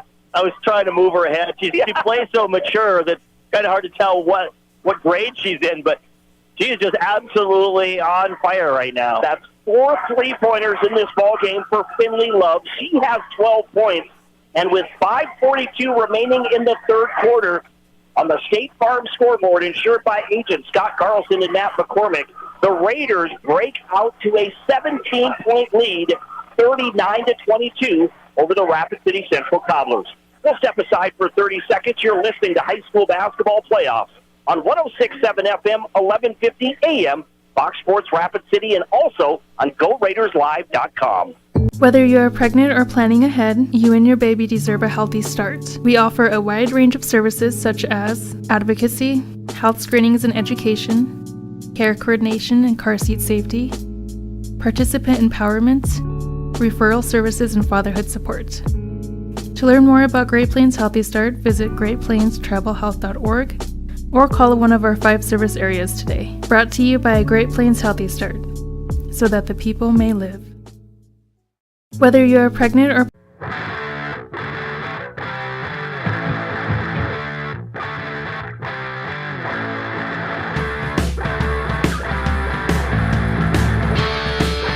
Welcome back to the Anytime Auto Sales Service and Detail broadcast booth with Dean Gurr. I'm Jerome Wickersham. Here's Leah Landry. Puts up the shot, no good. Landry was stepping out of bounds, though, as the ball was tapped to her, but things just not falling or going the way of the Cobblers. Again, those are the adjustments in that second half. They got to be able to convert them. And we know Landry struggled against Sioux Falls, Washington. She continued to struggle, and they don't have to have her be the outstanding player on the team, but they have to have her have a major contribution. There's that zone defense by the Cobblers. It's Raider basketball. They lead by 17. Here's Porter. Porter tries to drive. The ball knocked loose. Higgins picks it up. They go to Love along the right baseline. She tried to get it to Peterson. Last touch by Kohlhoff, so it will stay Raider basketball with 11 seconds left on the shot clock. Good anticipation by Kohlhoff as Love drove, got cut off of the baseline, knew she was going to kick it out there. She was ready to take that one to the house. Jones will trigger it in. She gets the ball. It goes to Porter. Porter, top of the key. Decides to drive in the paint. Puts up a tough shot. It was contested by the Cobblers. Jones comes away with it.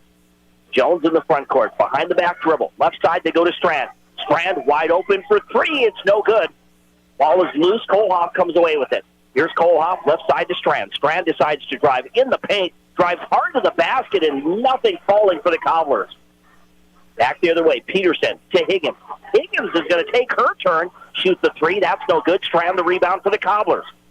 Strand gives the ball to Landry, and they travel on Tracelyn Strand. You know, and I already talked about the maturity of Finley Love. That's exactly what she does right there. She gets on one side of you, and then she's like she can read you. She's like the Terminator or something. She just reads you with a computer AI, I don't know what it is, and then gets to the right side and forces a turnover. There's a backdoor pass to Jones. Jones, triple teamed, has the ball taken away by Strand. Strand, bounce pass to Carlo in the front court. She pump fakes and then puts it in for two. The Cobblers desperately needed some points. They trail by 15, 39-24 to the Raiders. Now they need a big stop here, too. Midway through this third quarter, here's Love out to Jones. Jones being guarded by Carlo. Now left side, they get it to Love. Love back to Jones. Jones to the elbow. Gives the ball to Higgins. Higgins in the low post. Puts up the shot. That's no good. It's a battle for the rebound. Saving it is Landry into the hands of Strand, and then we'll get a reach-in foul on Brittany Jones. That is her first, and the team's first this third quarter. You know, and now the Raiders can kind of, be patient. This is, unless you have a golden opportunity to force the ball, quick transition, an opportunity that's very favorable for you, they can take it. Otherwise, be patient.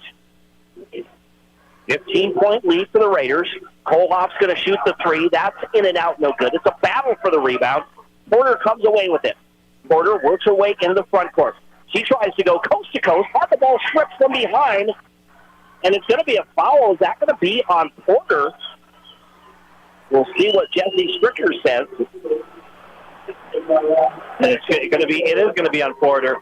So I think what happened is a clean strip by Landry. Great steal. But Porter continued on and ran over the Cobbler in front of her. Jones drives, misses the basket at the other end, but she heads to the free throw line as the Cobblers trying to chip away at this lead. And with the clock stopped, again, it gives them an opportunity to get some free points. Yeah, absolutely. And Jones, a great free throw shooter. They have to go back to their original game plan, which Coach E. Miller said, hey, we got to be able to attack. They have to attack, right away, work off of those screens. It would be nice if they hit a couple of threes, too. It would be. Only 2 3-pointers in this ball game for the Cobblers. Both free throws good for Leah Jones. She has 6 points now. It is 39-26, a 13-point lead, rather, for the Raiders on the State Farm scoreboard. Forbear the basketball. Forbear down low to Higgins. Higgins puts up the shot. It is good for Higgins. Great work by out for Higgins. The Higgins down underneath again, that short porch area. Jones is going to launch a three. That one off the mark, no good. Chasing down, and the Porter actually hits into the railing there. Landry, I'm sorry. Yeah, she came flying into the railing. She's tough. She'll gut it out. She gets up and appears to be okay as she heads to the other end. I think that shot was probably a little bit too quick. She had a hand in her face, did Jones. Leah Porter crossover dribble into the front court. They go to Forbear. Forbear drives, puts up the reverse. That's no good. Rebound grab by Jones. Jones pushes the ball to Kohlhoff in the front court. Kohlhoff drives, and she loses the basketball, and the Raiders come away with it. You could just see Porter zeroing in on her. It's like, hey, she's going up. I'm going to sneak in under her, trying to knock the ball away, but again, she couldn't handle the ball. Pressure defense by the Cobblers. Here's Finley Love in the backcourt. Love down that right sideline, races into the front court. Into the right corner, they go to Higgins. Higgins' baseline jumper is no good. Rebound grab by Jones. Jones to Carlo. Carlo in the front court for the Cobblers. In this game coming your way on Fox Sports Rapid City. Landry, and she's going to get bumped by Forbear. I believe that's the first on Tamia Forbear. Fourth team foul this quarter. We have Hallie Peterson and Brittany Jones checking back in. Carlo will trigger it in. She gets the ball into Strand. She's going to fire a three. That one is no good. Forbear the rebound for the Raiders. Forbear to Peterson. Peterson in transition misses the layup, and then she came from out of bounds to get the basketball. So it will be Cobbler basketball. 41-26. The Raiders by 15. And again, that was the right play. You got an open opportunity. You got to take it. Here's Carlo in the front court on the near side. Carlo being guarded by Griswold. Bounce pass, trying to get it to Landry. They're going to get a whistle Forbear with the personal. That's going to be her second. And they're going to go to the free throw line here. That's a little bit scary. Still just under 2 minutes to go here, but Now every free throw, or every foul rather, goes to the line.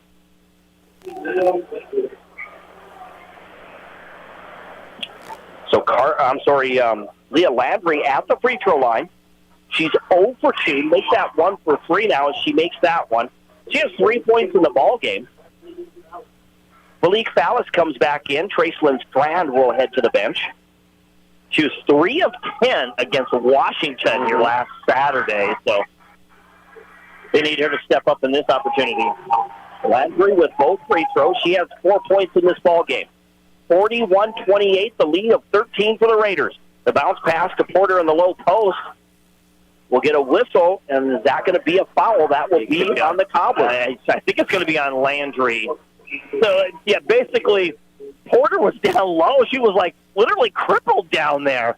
And Landry didn't have to do much, but kind of stepped in, and I must have bumped her.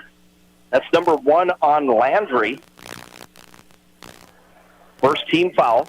Ball thrown into the backcourt. It's going to be picked up by Peterson. Peterson back into the front court now. Left side, they go to a wide-open Brittany Jones. She drives, gets in the lane, passes back to Poorbear. Poorbear to the right corner, gets it to Love. Love, pull-up jumper is no good. It goes out of bounds. Actually missed the rim, just hit the net there. Makes you probably didn't realize how close she was, and so then took something off of it, and the shot was well short. Lolo Carlo into the front court. Carlo around the screen, gets to the elbow, bounce pass to Landry. Landry along the baseline, ran into Porter, puts up a tough shot, no good. Fallis the rebound, she puts up the shot, that's no good, and Porter comes away with it. Porter, being double-teamed, gets rid of the ball to Finley Love in the front court. Love, wow, tried to get it around Jones, who knocks it out of bounds. Great play by Jones. She anticipated going over the top. She said, I got some arms. I'm going to use them.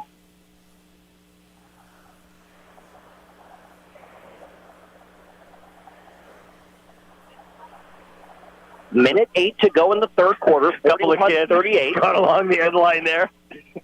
There's the pass to Peterson, and Peterson with her first points of this ball game. And the Cobblers just fell asleep underneath. You got to guard the block, low blocks, and they just let Peterson sneak in. That makes it a 15-point game or lead for the Raiders. Kohlhoff, the reverse is short. Poorbear gets the rebound underneath the basket, gives the ball to Peterson. Peterson, and it's stolen by Jones. Jones in the front court, slows it down. Now she drives, had the ball taken away by Brittany Jones. Jones back the other way, goes coast to coast and gets the layup. And I'm sure Coach Shannonbriggs like, hey, you don't need to force it. We don't need it.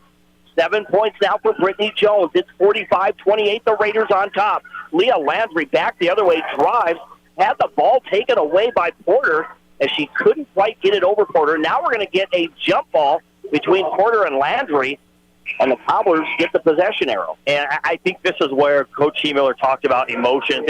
They were high, huge early on in the game. I think we kind of saw that, kind of a low-scoring affair, some turnovers early on in the game. Kind of settled down a little bit. But right now, I know the Cobblers are feeling it. Look, right now the Raiders are kind of running away with this. We need to control our emotions, come back, and play our game.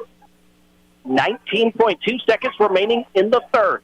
There's the pass to Fallis. Back to Carlo. Baseline jumper. Good for Lolo Carlo. Her 6 point. 45-30 with 10 seconds remaining. Raiders with the lead. Here's Brittany Jones around, down that right sideline. Gets to the right corner. Double team. 3 seconds. Out to Higgins. She's going to fire a three. No good, and that's the way we win this third quarter. On the State Farm scoreboard, insured by agents Scott Carlson and Matt McCormick. The Raiders just 8 minutes away from a return trip to the State AA tournament. If they can hold on, the Cobblers may have something to say about that. Again, it's 45-30, the Raiders leading the Cobblers. You're listening to high school basketball on 106.7 FM, 1150 AM. Fox Sports Rapid City will return in 30 seconds. Planning ahead. Belly Brothers Auto Tech is the bark of the town. Belly Brothers is one of the top-rated local auto shops in South Dakota. From an oil change to transmission repairs, they'll treat your car with exceptional service at reasonable rates, with plenty of financing options also available. Holding an A+ rating from the Better Business Bureau since 2008, Belly Brothers will get your tail wagging. And visit Jennifer Young next door for your tax accounting needs. When you ask for Black Hills Surgical Hospital, you ask for someone who believes in hospitality.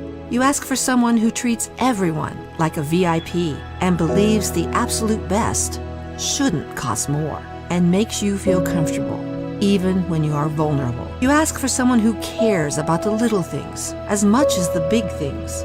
You ask for someone who treats you like you are loved, because you are. Black Hills Surgical Hospital. Ask for us by name. When you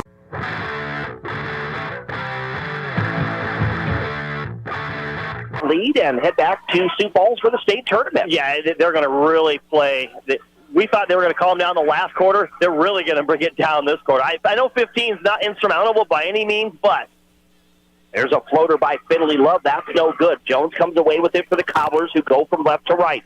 Here's Carlo in the front court. Now the ball is going to be taken away by Higgins. Then it's going to be tapped out of bounds by Carlo, so it will be Raider basketball.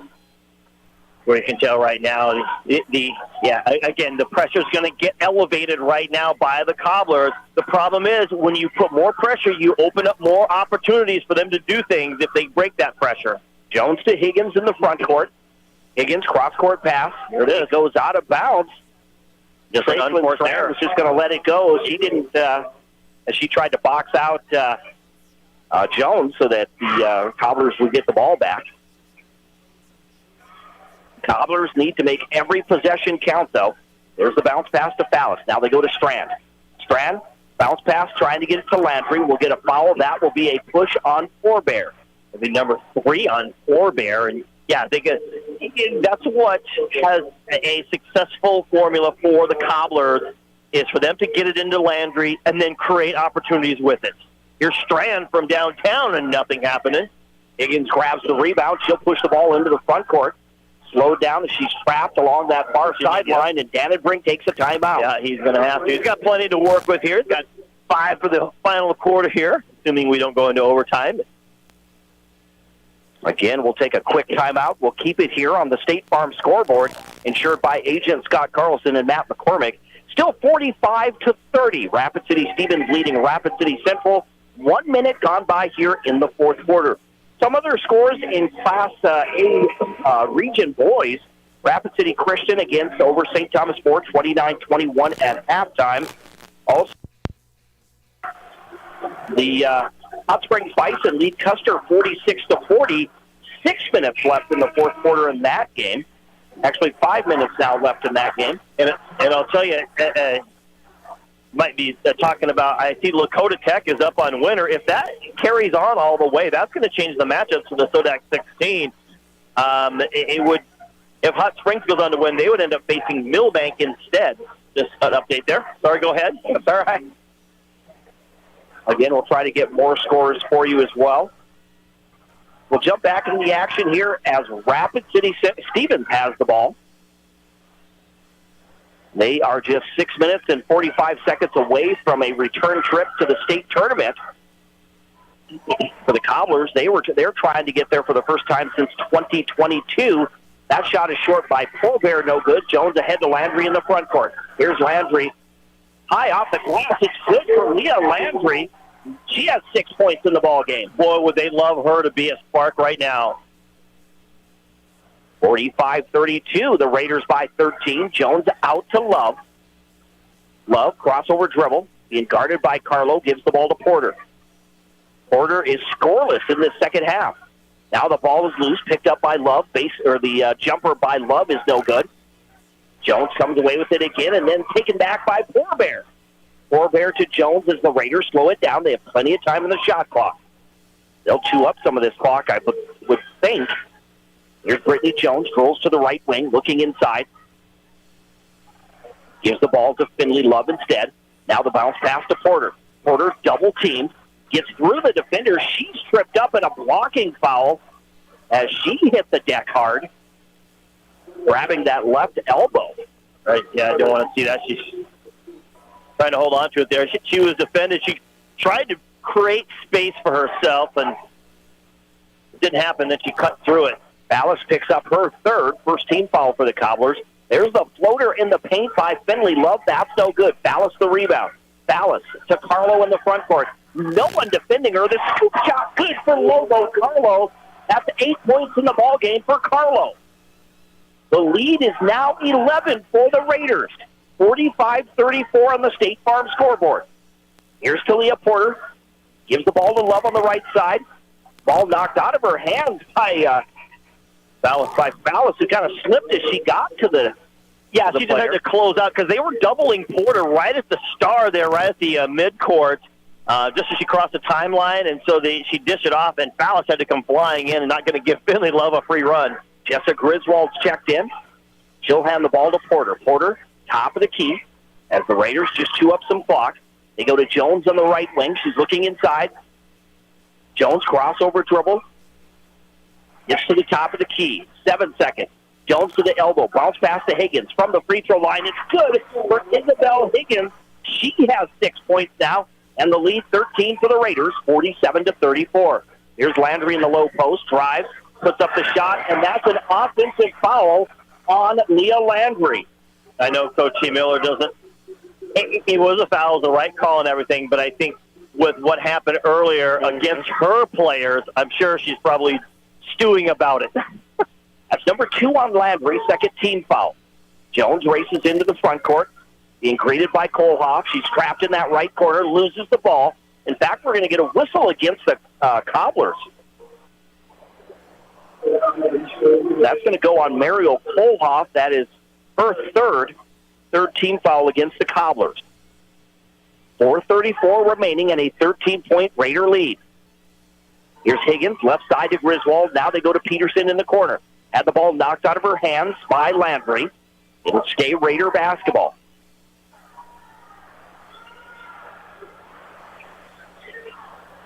And we're going to get a 30-second timeout by head coach Taya Hemiller. Wow, she's obviously got to set up something here, right, with that play. But now she only has one timeout left for the remainder of this quarter. So we have 4:29 to go in the fourth quarter on the State Farm scoreboard. Rapid City Stevens leading Rapid City Central 47-34 with a berth to the state tournament on the line. Let's check some more scores real quickly in Region 8A. With 4 minutes and 44 seconds remaining, it's Hot Springs 49, Custer 42. Hot Springs went to the state tournament last year and finished 7th in the state tournament. They'll try to get to the SODAK 16 next Tuesday night. At the end of 3, it's Rapid City Christian 38, St. Thomas More 31. Wow. Eakin down there. Of course, I talked about the thing that's going to affect the seeding is Lakota Tech and Winter. We'll give you updates on that here, too. We'll try to get you that Spearfish game in just a moment as well. Here's Talia Porter for the Raiders. She drives to the right baseline, puts up the shot. It's going to be a foul against the Cobblers. I thought possibly a jump ball. They were going to call a jump ball. Yeah, there were a lot of arms up there. The official was kind of right on the backside there. She's like, you know what? She grabbed her arm, and we're going to go with it. And they're going to call that on Mariel Kohlhoff, who picks up her fourth with 4:16 remaining. Malik Ballas gets set to check back in for the Cobblers. And that's the one you don't want at the free throw line, Talia Porter. Again, that first time, what she had, 15 of 17. Right now, at the end of the third period, it's Spearfish 44, Aberdeen Central 36. So the Spearfish Spartans trying to get to the state tournament. Now we get another 30-second timeout. Yeah, this is going to be Coach Dannenberg here. He's going to talk about this here. He said, look, we've got a 15-point lead. We basically had a 15-point lead for about midway through the third quarter and such. We got to be able to keep it. And we now have half a quarter to go. Okay, take care of the basketball. Those crazy passes where nobody there. Let's spread out, work the ball around the perimeter, get a good-looking shot. 4:16 to go in the fourth quarter. Rapid City Stevens leading Rapid City Central on the State Farm scoreboard, 49-34. Again, this game's coming your way on Fox Sports Rapid City, as well as GoRaidersLive.com. And a little John Denver here. Little John Denver.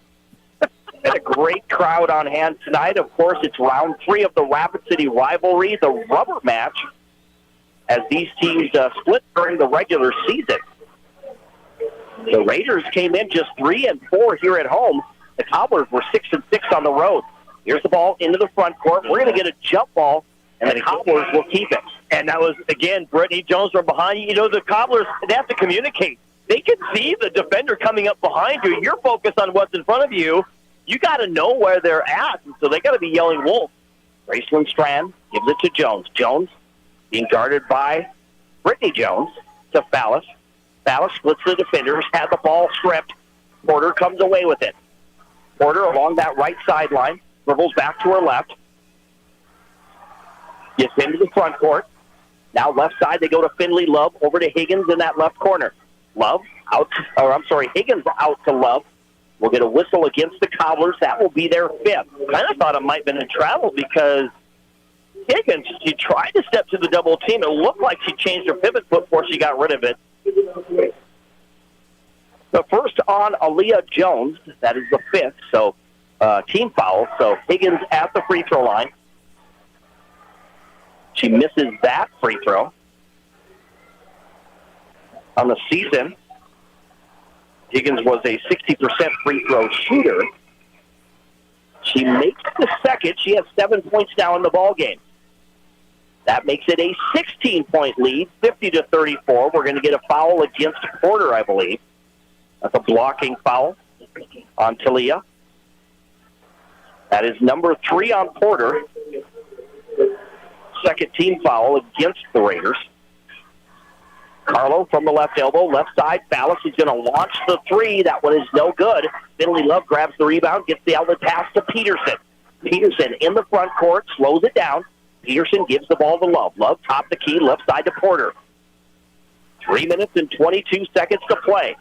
Raiders by 16. Here's Porter, top of the key, gets to the left elbow, now drives, lost the ball. It'll stay Raider basketball as it was knocked out of her hands. Did Carlo get hit in the gut? She kind of grabbed her belly there for a second. There's the ball thrown into Peterson. Now we're going to get a jump ball. Possession arrow belongs to the Raiders. Coach Dan Branks is trying to get in the ear of Becca Walters. She didn't make the call, but it's like, how do they call that? No one really had possession. The initial player did, but the defender didn't.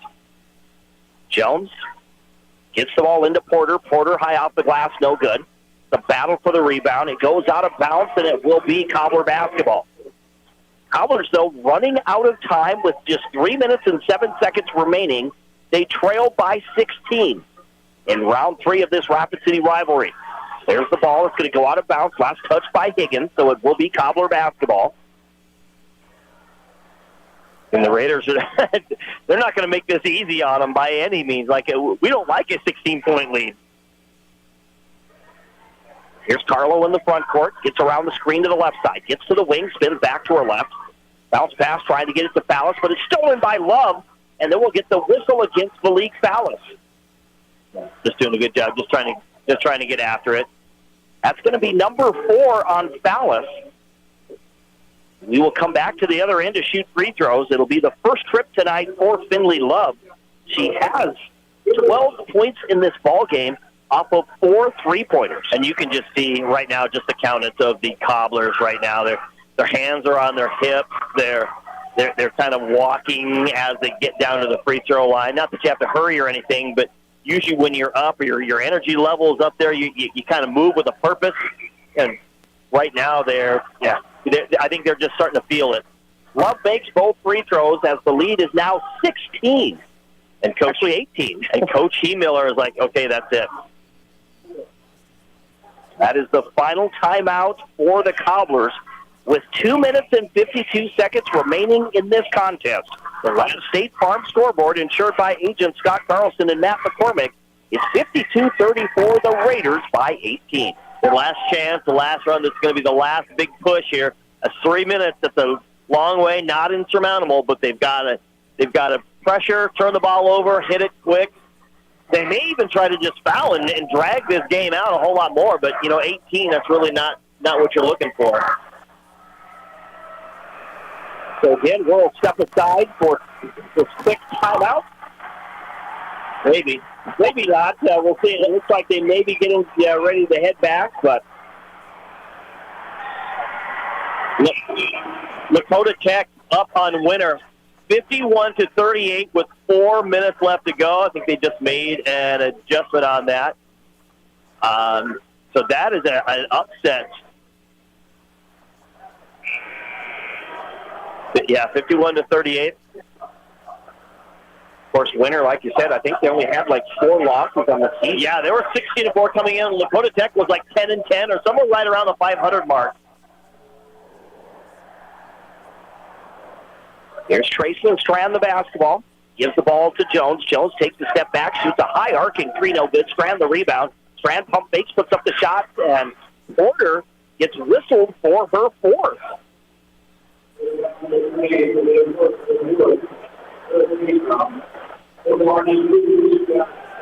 So that is number 4 on Talia Porter, third team foul. Rapid City Christian now up 43-31 on St. Thomas More with 6 minutes left to go in that one. Strand at the free throw line makes the free throw. She has 3 points. Second free throw is no good. Porter grabs the rebound. And we're going to get a whistle. Is that going to be on foul? I think it's going to be on foul. And that will be number 5. For Fowler, the senior, this will be it for her. Ballast finishes her senior career at Rapid City Central. 5 points for Valise Ballast, who was fouled out of this ball game. Hearing it from the Cobbler faithful. Lennox by 1 over Vermilion with a minute left. So the Tanager has given the Lennox all they can handle.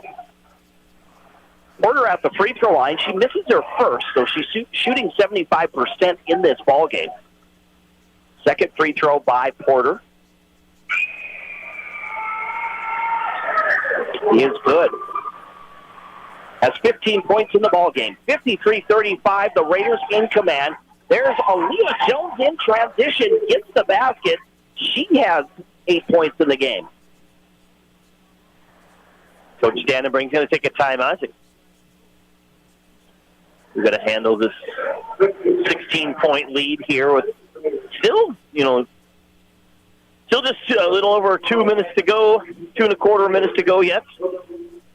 So we will step aside as well again with 2:24 left in the fourth quarter on the State Farm scoreboard.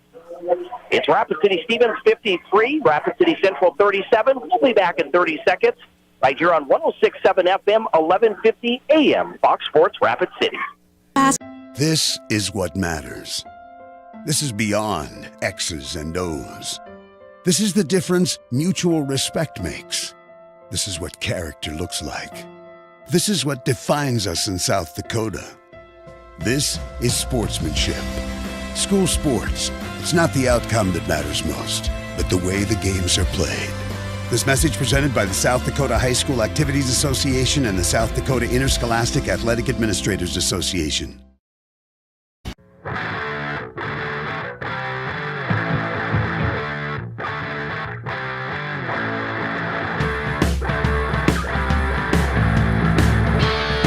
Welcome back to the Anytime Auto Sales, Service, and Detail broadcast booth. Sales, service, and recreation with Dean Durr. I'm Jerome Wickersham. We're down to the final 2 minutes and 20 seconds. The Raiders by 16, 53-37 over the Cobblers. The winner advances to the state tournament. Will get a jump ball, and the Cobblers will have the basketball. But time not on their side right now. They are running out of it. Yeah, not by any. They have no timeouts left. Here's Aaliyah Jones in the front court. Crossover dribble, spins. Lost the ball. It was stripped by Jones. We're getting another jump ball, and that will be Raider basketball as Brittany Jones gets up with a smile on her face. Yeah, I tell you what, that was a great steal by Brittany Jones. She was just defending her, and the spin move by Aaliyah, she just got a hand and knocked it away. They get it in. Leah Landry knocks it out of bounds. As we see the Cobblers playing that full-court defense. Yeah, they got to bring everybody up here, and they do. We're down to just 2 minutes and 3 seconds and a 16-point Raider lead. Here's Talia Porter. Porter now racing into the front court, being guarded by Carlo. Porter left side, they give it to Love. Right now, the Raiders just chewing up the clock here. We're down to 1:47. Here's Finley Love being guarded by Landry. Gives the ball to Jones. Jones now to that right wing. Looking inside instead, she drives to the right baseline. Trapped along the baseline will get another jump ball, and the Cobblers get it back.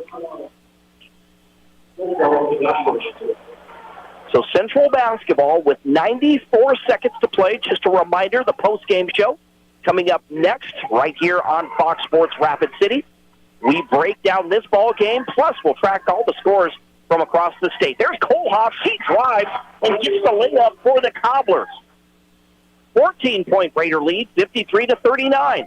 Here's Hallie Peterson, spins back to her right, now throws to Porter in the front court. Porter being guarded by Strand. And we'll get a whistle. That will go against the Cobblers. I don't think Aaliyah Jones liked that. I don't think she did. That will be number 2 on Aaliyah Jones. That will send Porter to the free throw line. Again, Porter has made 4 out of 5 free throws in this contest. If the games continue as they are, looking at Class A boys, Rapid City Christian, if they go on to win, will host Lennox in the SODAK 16, and Hot Springs will host Millbank, as Lakota Tech is well out in front of Winter. But there is one other game that's really close within a minute to go. Both free throws good for Porter. That gives her 17 points in the ball game. 55-39, the Raiders in command of this contest. Taking a step back, Carlo shoots the 3. That's no good. Trying to save it is Higgins. She does. Higgins bounce pass to Peterson. 55 seconds. As the Raiders just chew up the clock now. We'll get a foul that I believe is Landry. It's called for the reach. Lennox and Vermilion, tied at 46, are going to overtime. Wow. That will obviously affect the outcome of that game, and in which Rapid City Christian or Hot Springs will play. Spearfish in the girls' double-A. Spearfish well in control of that game against Aberdeen Central. 64-46 with just a minute left, so Spearfish is going to head to the state tournament. Let's see who they would end up playing. They're the 16th. They'll end up playing man here. And the starters are out for Rapid City. Stevens. Spearfish would play Brandon Valley, who won today.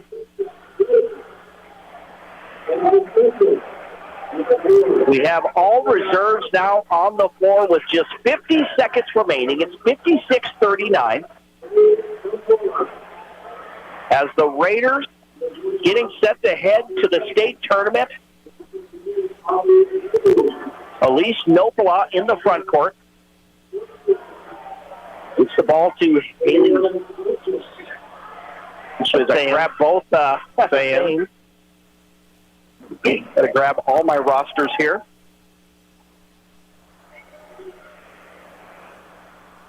The ball was out of bounds, so here's Lexi Portlock. She drives, now passes right side to Everly Peterson. She can't hold on to it. It goes out of bounds. I don't know. It kind of looks like both benches that come in, none of them are ready to play ball. I think they're just kind of ready to be done with this here. Down to 25 seconds remaining. This is Aubrey Sains, gives it to Elise Nopola, back to Sains. Sains, right side, over to Adriana Cutshell. Now back out front to Persea Parker. The ball is loose. It goes in the backcourt, picked up by Nopola. And then there's a steal by Dillaboo. And Dillaboo puts up the shot, no good at the buzzer. That's your ball game.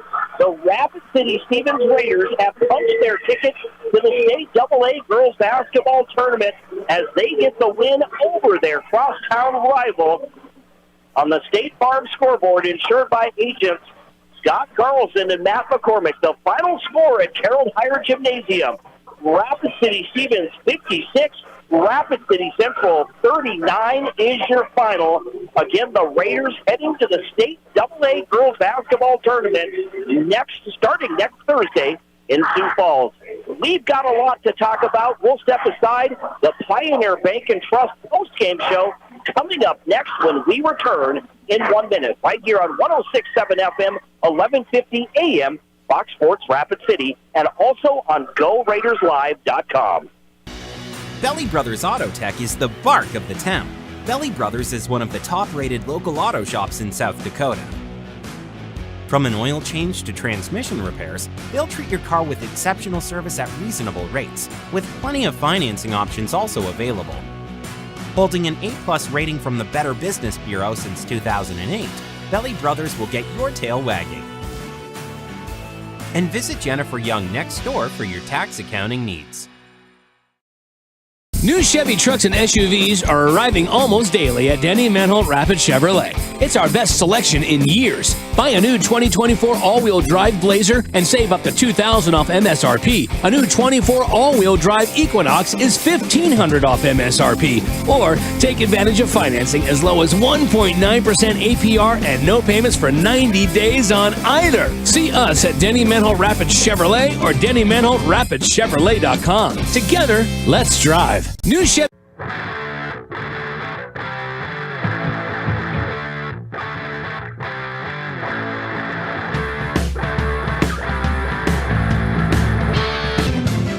And welcome back to Carroll Higher Gymnasium on the campus of Rapid City Stevens High School. We want to welcome you to the Pioneer Bank and Trust postgame show right here on Fox Sports Rapid City. Pioneer Bank and Trust is proud to support our local teams, and they want to be your trusted partner for all of your banking needs. Pioneer Bank and Trust is local. Visit them at pioneerbankandtrust.com. So the final score in this SODAK 16 AA girls playoff game, Rapid City Stevens punches their ticket to the state AA girls basketball tournament as they defeat Rapid City Central. 56-39 is your score. Again, a game that was fairly close. Even up till halftime, it was 28-19. But the Cobblers just couldn't get rolling there in the second half. And the Raiders, which Coach Dannenberg said he just wanted some threes tonight. He saw that from his team, and they pretty much in the second half maintained anywhere from a 13 to 17-point lead in that second half. Yeah, it helps when you shoot 8 of 15 from downtown, which is 53%. The Raiders will compete with anybody in the state, including the O'Gorman Knights, if they shoot that well. Now, again, O'Gorman, really good team, really athletic. I don't want to talk about that game too much, but that's just what the Raiders do. They play good defense as long as they can take care of the basketball and hit threes. They rebound well. They get after the ball well. If they can put all of that together, again, they can compete with anybody in the state. They did it earlier in this year. They had some down moments throughout the season, really struggled to play. Tonight, they showed up and they played like the team, kind of what we thought coming in. There were obviously a few question marks. They're undersized, so they got to make up for it by shooting really well. But they still do a decent job of getting after the basketball. They're able to read the ball really well off the rim, chase those balls down, work hard.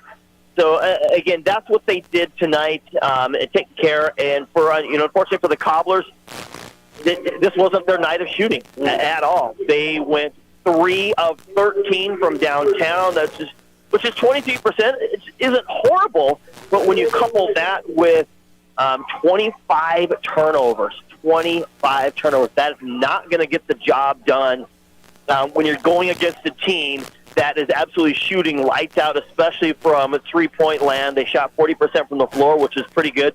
The Cobblers, unfortunately, only 30% from the floor, which isn't horrible. But, again, you're constantly give the other team the ball 25 times through turnovers, and you're end up just beating your arms against the wind. It's like, okay, why are we out here? We're not getting anywhere fast. You can't even tread water as far as that goes. And so, that was probably the biggest thing looking at the Cobblers tonight. A great season, like you said. They played well. They got much better as the season went along.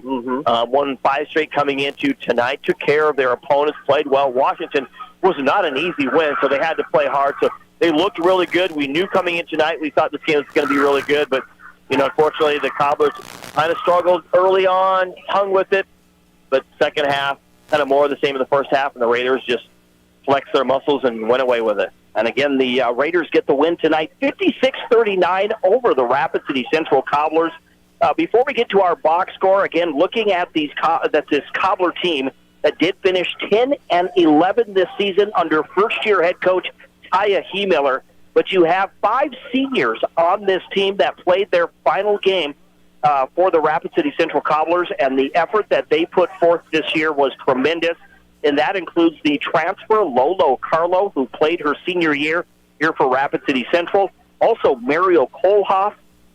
Then you have Tracelyn Strand, Aaliyah Jones, and Valik Fallis. Those 5 players played their final game in a Cobbler uniform, but you got to, just hats off to them, the way that they played this year. They definitely, helped turn this Cobbler team around. Yeah, it made everyone in the state take notice. It's like, we talked about, I don't know if we really want to play the Cobblers going into the state tournament because they're such an effective team. If they would have hit the threes like the Raiders were doing, it would have definitely been a hugely different game. Now, again, the Raiders were on fire, so they would have had to work a little bit harder. But, yeah, like you said, for the Cobblers, unfortunately, this kind of had to be the year for them because the whole group of seniors, Lolo Carlo coming in, and then kind of the rest of them, coupled with the lone, sophomore and or freshman, rather, and Leah Landry, kind of being the anchor of that team and really just changed the complexity of how they played basketball. You couldn't just defend on the outside and put a hand in the face of a downtown shooter. You had to really pay attention to the paint because you worked so hard, and it really changed the way that they play. So, a good season. Unfortunately, you hate to walk away with not. There's plenty of other teams across the state. You're thinking, man, we can beat those guys, those players, teams. Why can't we get to the state tournament? Unfortunately, you got one night where you don't play what you need to, the way you need to, and here you are, heading home for the rest of the season. Yep, those 5 seniors again played their final game in a Cobbler uniform, but have a lot to be proud of. And again, it's not the way you wanted to see your season end, but you can be proud that you put forth the effort and gave it your all this season.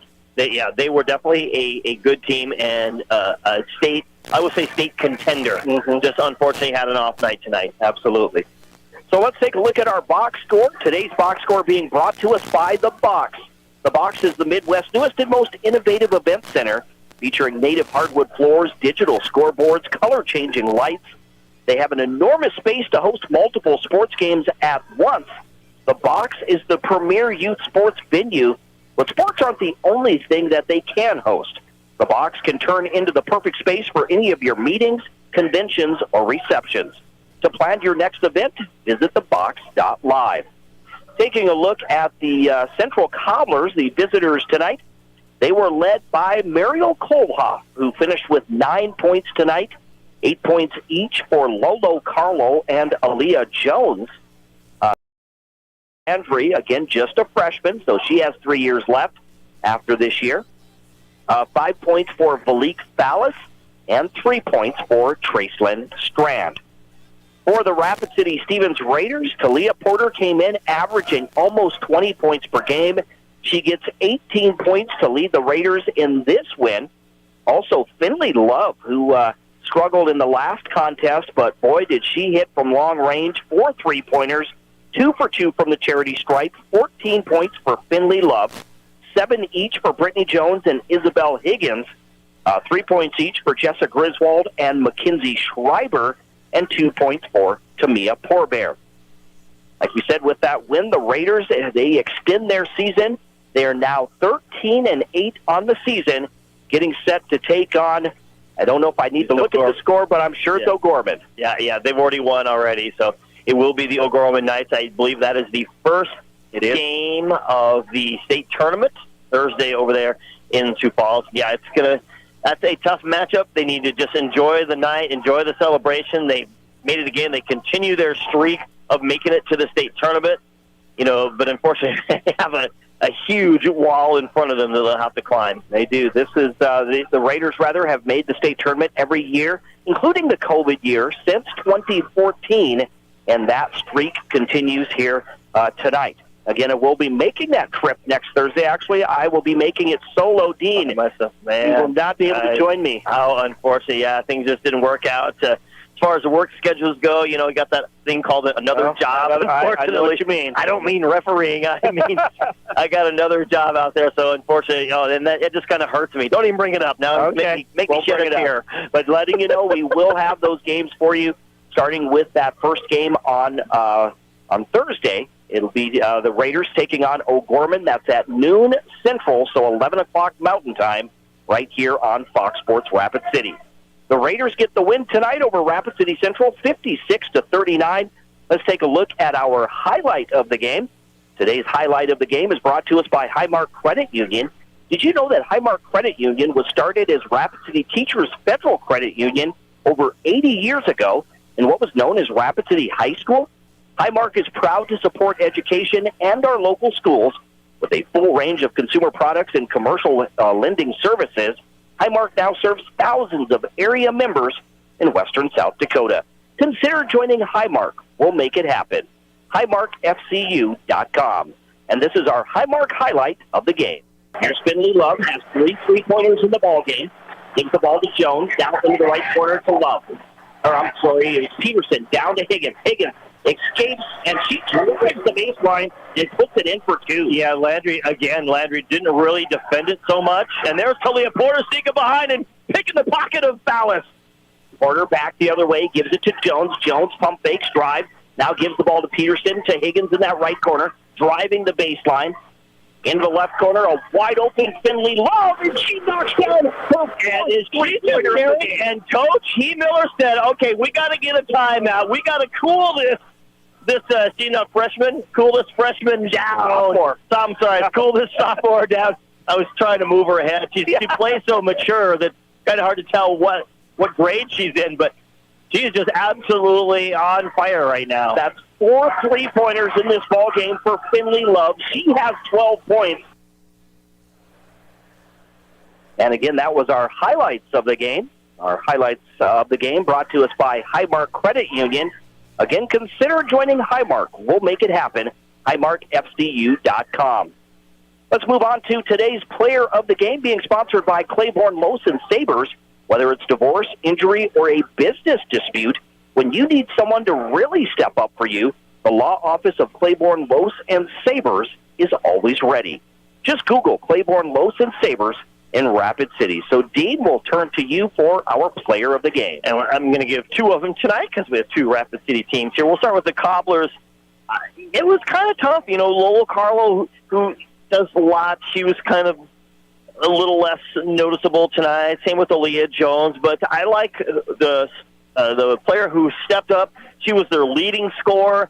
She got in. She played hard. I think she had to sit down for a little bit for various different reasons, but she played hard and ended up being their leading scorer for the Cobblers. And I'm going to give it to Mariel Kohlhoff for the Cobblers, her 9 points and her 2 rebounds going on there. And for the Raiders, I would normally have given it to Talia Porter. She had a double-double tonight, 18 points, 10 rebounds. But the thing is, we kind of expect that out of her.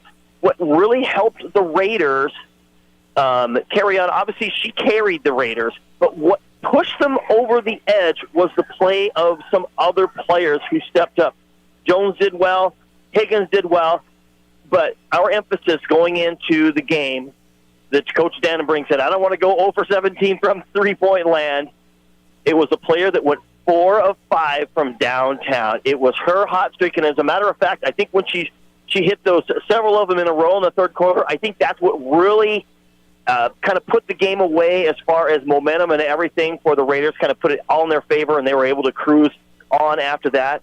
So it's got to be Finley Love. She had 14 points.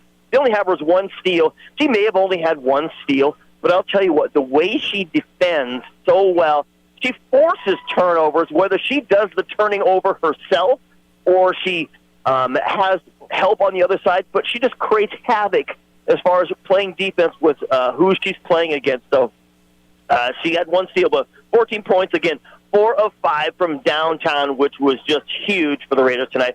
So I'm giving it to Finley Love. So Finley Love for the Raiders and Mariel Kohlhoff for the Cobblers. Those are our players of the game, being brought to us by by Claiborne Los and Sabres in Rapid City. We are going to step aside. Again, you're listening to the Pioneer Bank and Trust post-game show right here on Fox Sports Rapid City. We're going to step aside for just 30 seconds. We're going to gather some scores for you. We'll come back and set the scene for next week and get those final scores for you. We'll do that when we return, like I said, in just 30 seconds right here on 106.7 FM, 1150 AM, Fox Sports Rapid City.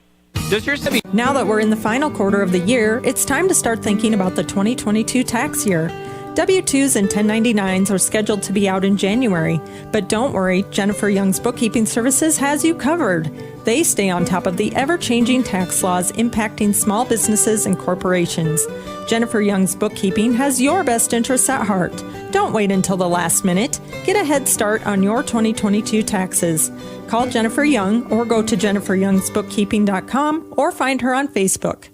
Family Ball on Fox Sports Rapid City, presented by Black Hills Surgical Hospital Sports Medicine and powered by Black Hills Orthopedic and Spine Center.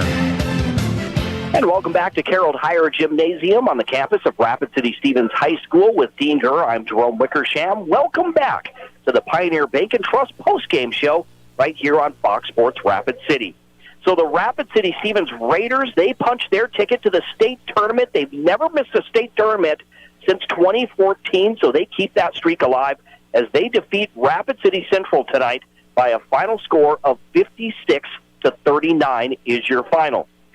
Looking at the other state AA games tonight in this SODAK 16 and other teams that have punched their ticket, it looks like Harrisburg defeated Sioux Falls, Washington, the defending state champs. The Warriors were, and Harrisburg defeats Sioux Falls, Washington 59-38. It was Brandon Valley over Brookings 65-49. Sioux Falls, Jefferson over Watertown 52-41. Top-ranked O'Gorman and undefeated O'Gorman, the only team undefeated in AA girls basketball, they defeat Sioux Falls Roosevelt 65-31. Pierre gets to the state tournament as they defeat Huron 63-36. A final tonight, Spearfish runs away with that ball game in the second half as they down Aberdeen Central 72-48. And then also at the end of the first half, a game being played later, but it's Mitchell 33, Yankton 17. The Colonels, the Lady Colonels, are the second-ranked team in Class AA. So, again, they're leading at halftime by 16 over Yankton. And like we said, Stevens over Central tonight, 56-39. Let's real quickly take a look at the region boys tournament, some games that we were following tonight. Pine Ridge defeats Red Cloud. I know we talked about a rival game there, but Pine Ridge now, I believe, 20-1 on the season as they defeat Red Cloud 83-55. Pine Ridge, just a tremendous team. Yeah, they'll go in the number 4 seed into the SODAK 16. Also, McLaughlin over Mobridge Pollock as the Tigers' season comes to an end. It was McLaughlin, the Mustangs, 48, and Mobridge Pollock, 41. Cheyenne Eagle Butte defeats Stanley County, 55-46. Sioux Valley over Flandreau, 66-35. Again, this is in region boys play. It was Millbank over Teospa Xena, 59-50. A final tonight, Hot Springs over Custer, 60-49. We had Groton area over Aberdeen Roncalli, 63-35. In overtime, Vermilion defeats Lennox, 56-52. That game played tonight in Lennox, so an upset there. Yeah, there are actually 4 upsets coming into tonight. We'll have Lakota Tech over Winter tonight, 60-48. We have number 5 Dakota Valley over T Area, 72-65. Del Rapids defeats Baltic, 77-56, so they did not put up 90-some points like we had seen earlier. A final tonight, Rapid City Christian makes it to the SODAK 16 as they hold on to beat St. Thomas More tonight. 50-45 is your final. So the Cavaliers season comes to an end. Yeah, it does. For the second year in a row, did they didn't make it to the state tournament last year? They did. They finished fifth last year. The Cavaliers did. Yeah, but they didn't even make it to SODAK 16, unfortunately, this year. Again, a good team, a tough team. They play so well. Just unfortunately didn't have quite the horses that they needed to, especially in the scoring department this year for the Cavaliers. So we'll have to regroup and come back next year. Also, Hamlin over Clark Willow Lake, 67-32, and top-ranked Sioux Falls Christian, 69, West Central 50. So just real quickly, we want to talk about the upcoming schedule. So, of course, the Rapid City Stevens boys, they are heading to Sioux Falls Jefferson tomorrow to face the Cavaliers in their SODAK 16 game. They lost to the Cavaliers during the regular season by 15 points. And so just a reminder that game is tomorrow at 3 o'clock Central, 2 o'clock Mountain Time, and we will be carrying that game. We'll be taking the feed tomorrow afternoon, so bringing you coverage of Rapid City Stevens Raiders boys. So we want to wish them best of luck to see if they can get to the state AA tournament, which is also in Sioux Falls in 2 weeks. Right, and then they win that game, they'll have to play, assuming Mitchell wins their game, they're the number one seed there. So, again, another tough game, but let's good luck to the Raiders, see if they can kind of rebound after that last one. And also, just looking at the schedule for the State AA girls, of course, next week, number 1 O'Gorman versus Rapid City Stevens. The second game, number 4 Sioux Falls Jefferson taking on number 5 Pierre. And then it will be either Mitchell or Yankton playing Harrisburg in the first night game there, followed by Brandon Valley and Spearfish as the Lady Spartans finish out the day one of the state tournament. So, Dean, I know that before we leave the air tonight in our Pioneer Bank and Trust postgame show, how does it look or shaping up there for the SODAK 16 next Tuesday for the boys? Well, for the boys, we're talking about Class A. I haven't looked at Class B, but Class A, Sioux Falls Christian, they're still undefeated. They'll play Sanborn Central Woonsocket. That's the 116, and then Hamlin will face Hanson. That's the 215. Sioux Valley will play Lakota Tech. I want to say host, but they're not. They're going to be at a neutral site closer to the higher seed. And then the Pine Ridge Thorps will play Cheyenne Eagle Butte. How about that one for another exciting... That's kind of a rival game there. West River matchup there. Yeah. Dakota Valley will play McLaughlin. Hot Springs will play Vermilion. And Rapid City Christian will play Millbank. And then the final one will be Groton area Groton area will play Del Rapids. That's the 8 and 9 game. So they have to talk to the state. They got to decide who's going to host what, who, where, when, why, and how, and what coverage we have. We will have to wait and see. We will determine that. We'll get regroup ourselves this weekend and decide, what coverage we'll have next Tuesday. But for sure, we'll have the girls' state AA tournament next week, following the Rapid City Stevens Raiders throughout that tournament as well. But that's going to wrap up our Pioneer Bank and Trust post-game show. I told you it was jam-packed, and the post-game show was packed. Yeah, we were loaded with stuff, lots of stuff going on. Again, this is a win-or-go-home night. The rivalry is another one in the books, and, unfortunately the Cobblers didn't quite play like they wanted to tonight. The Raiders played out of their shoes. They played like we thought they could, and they hit what they needed to.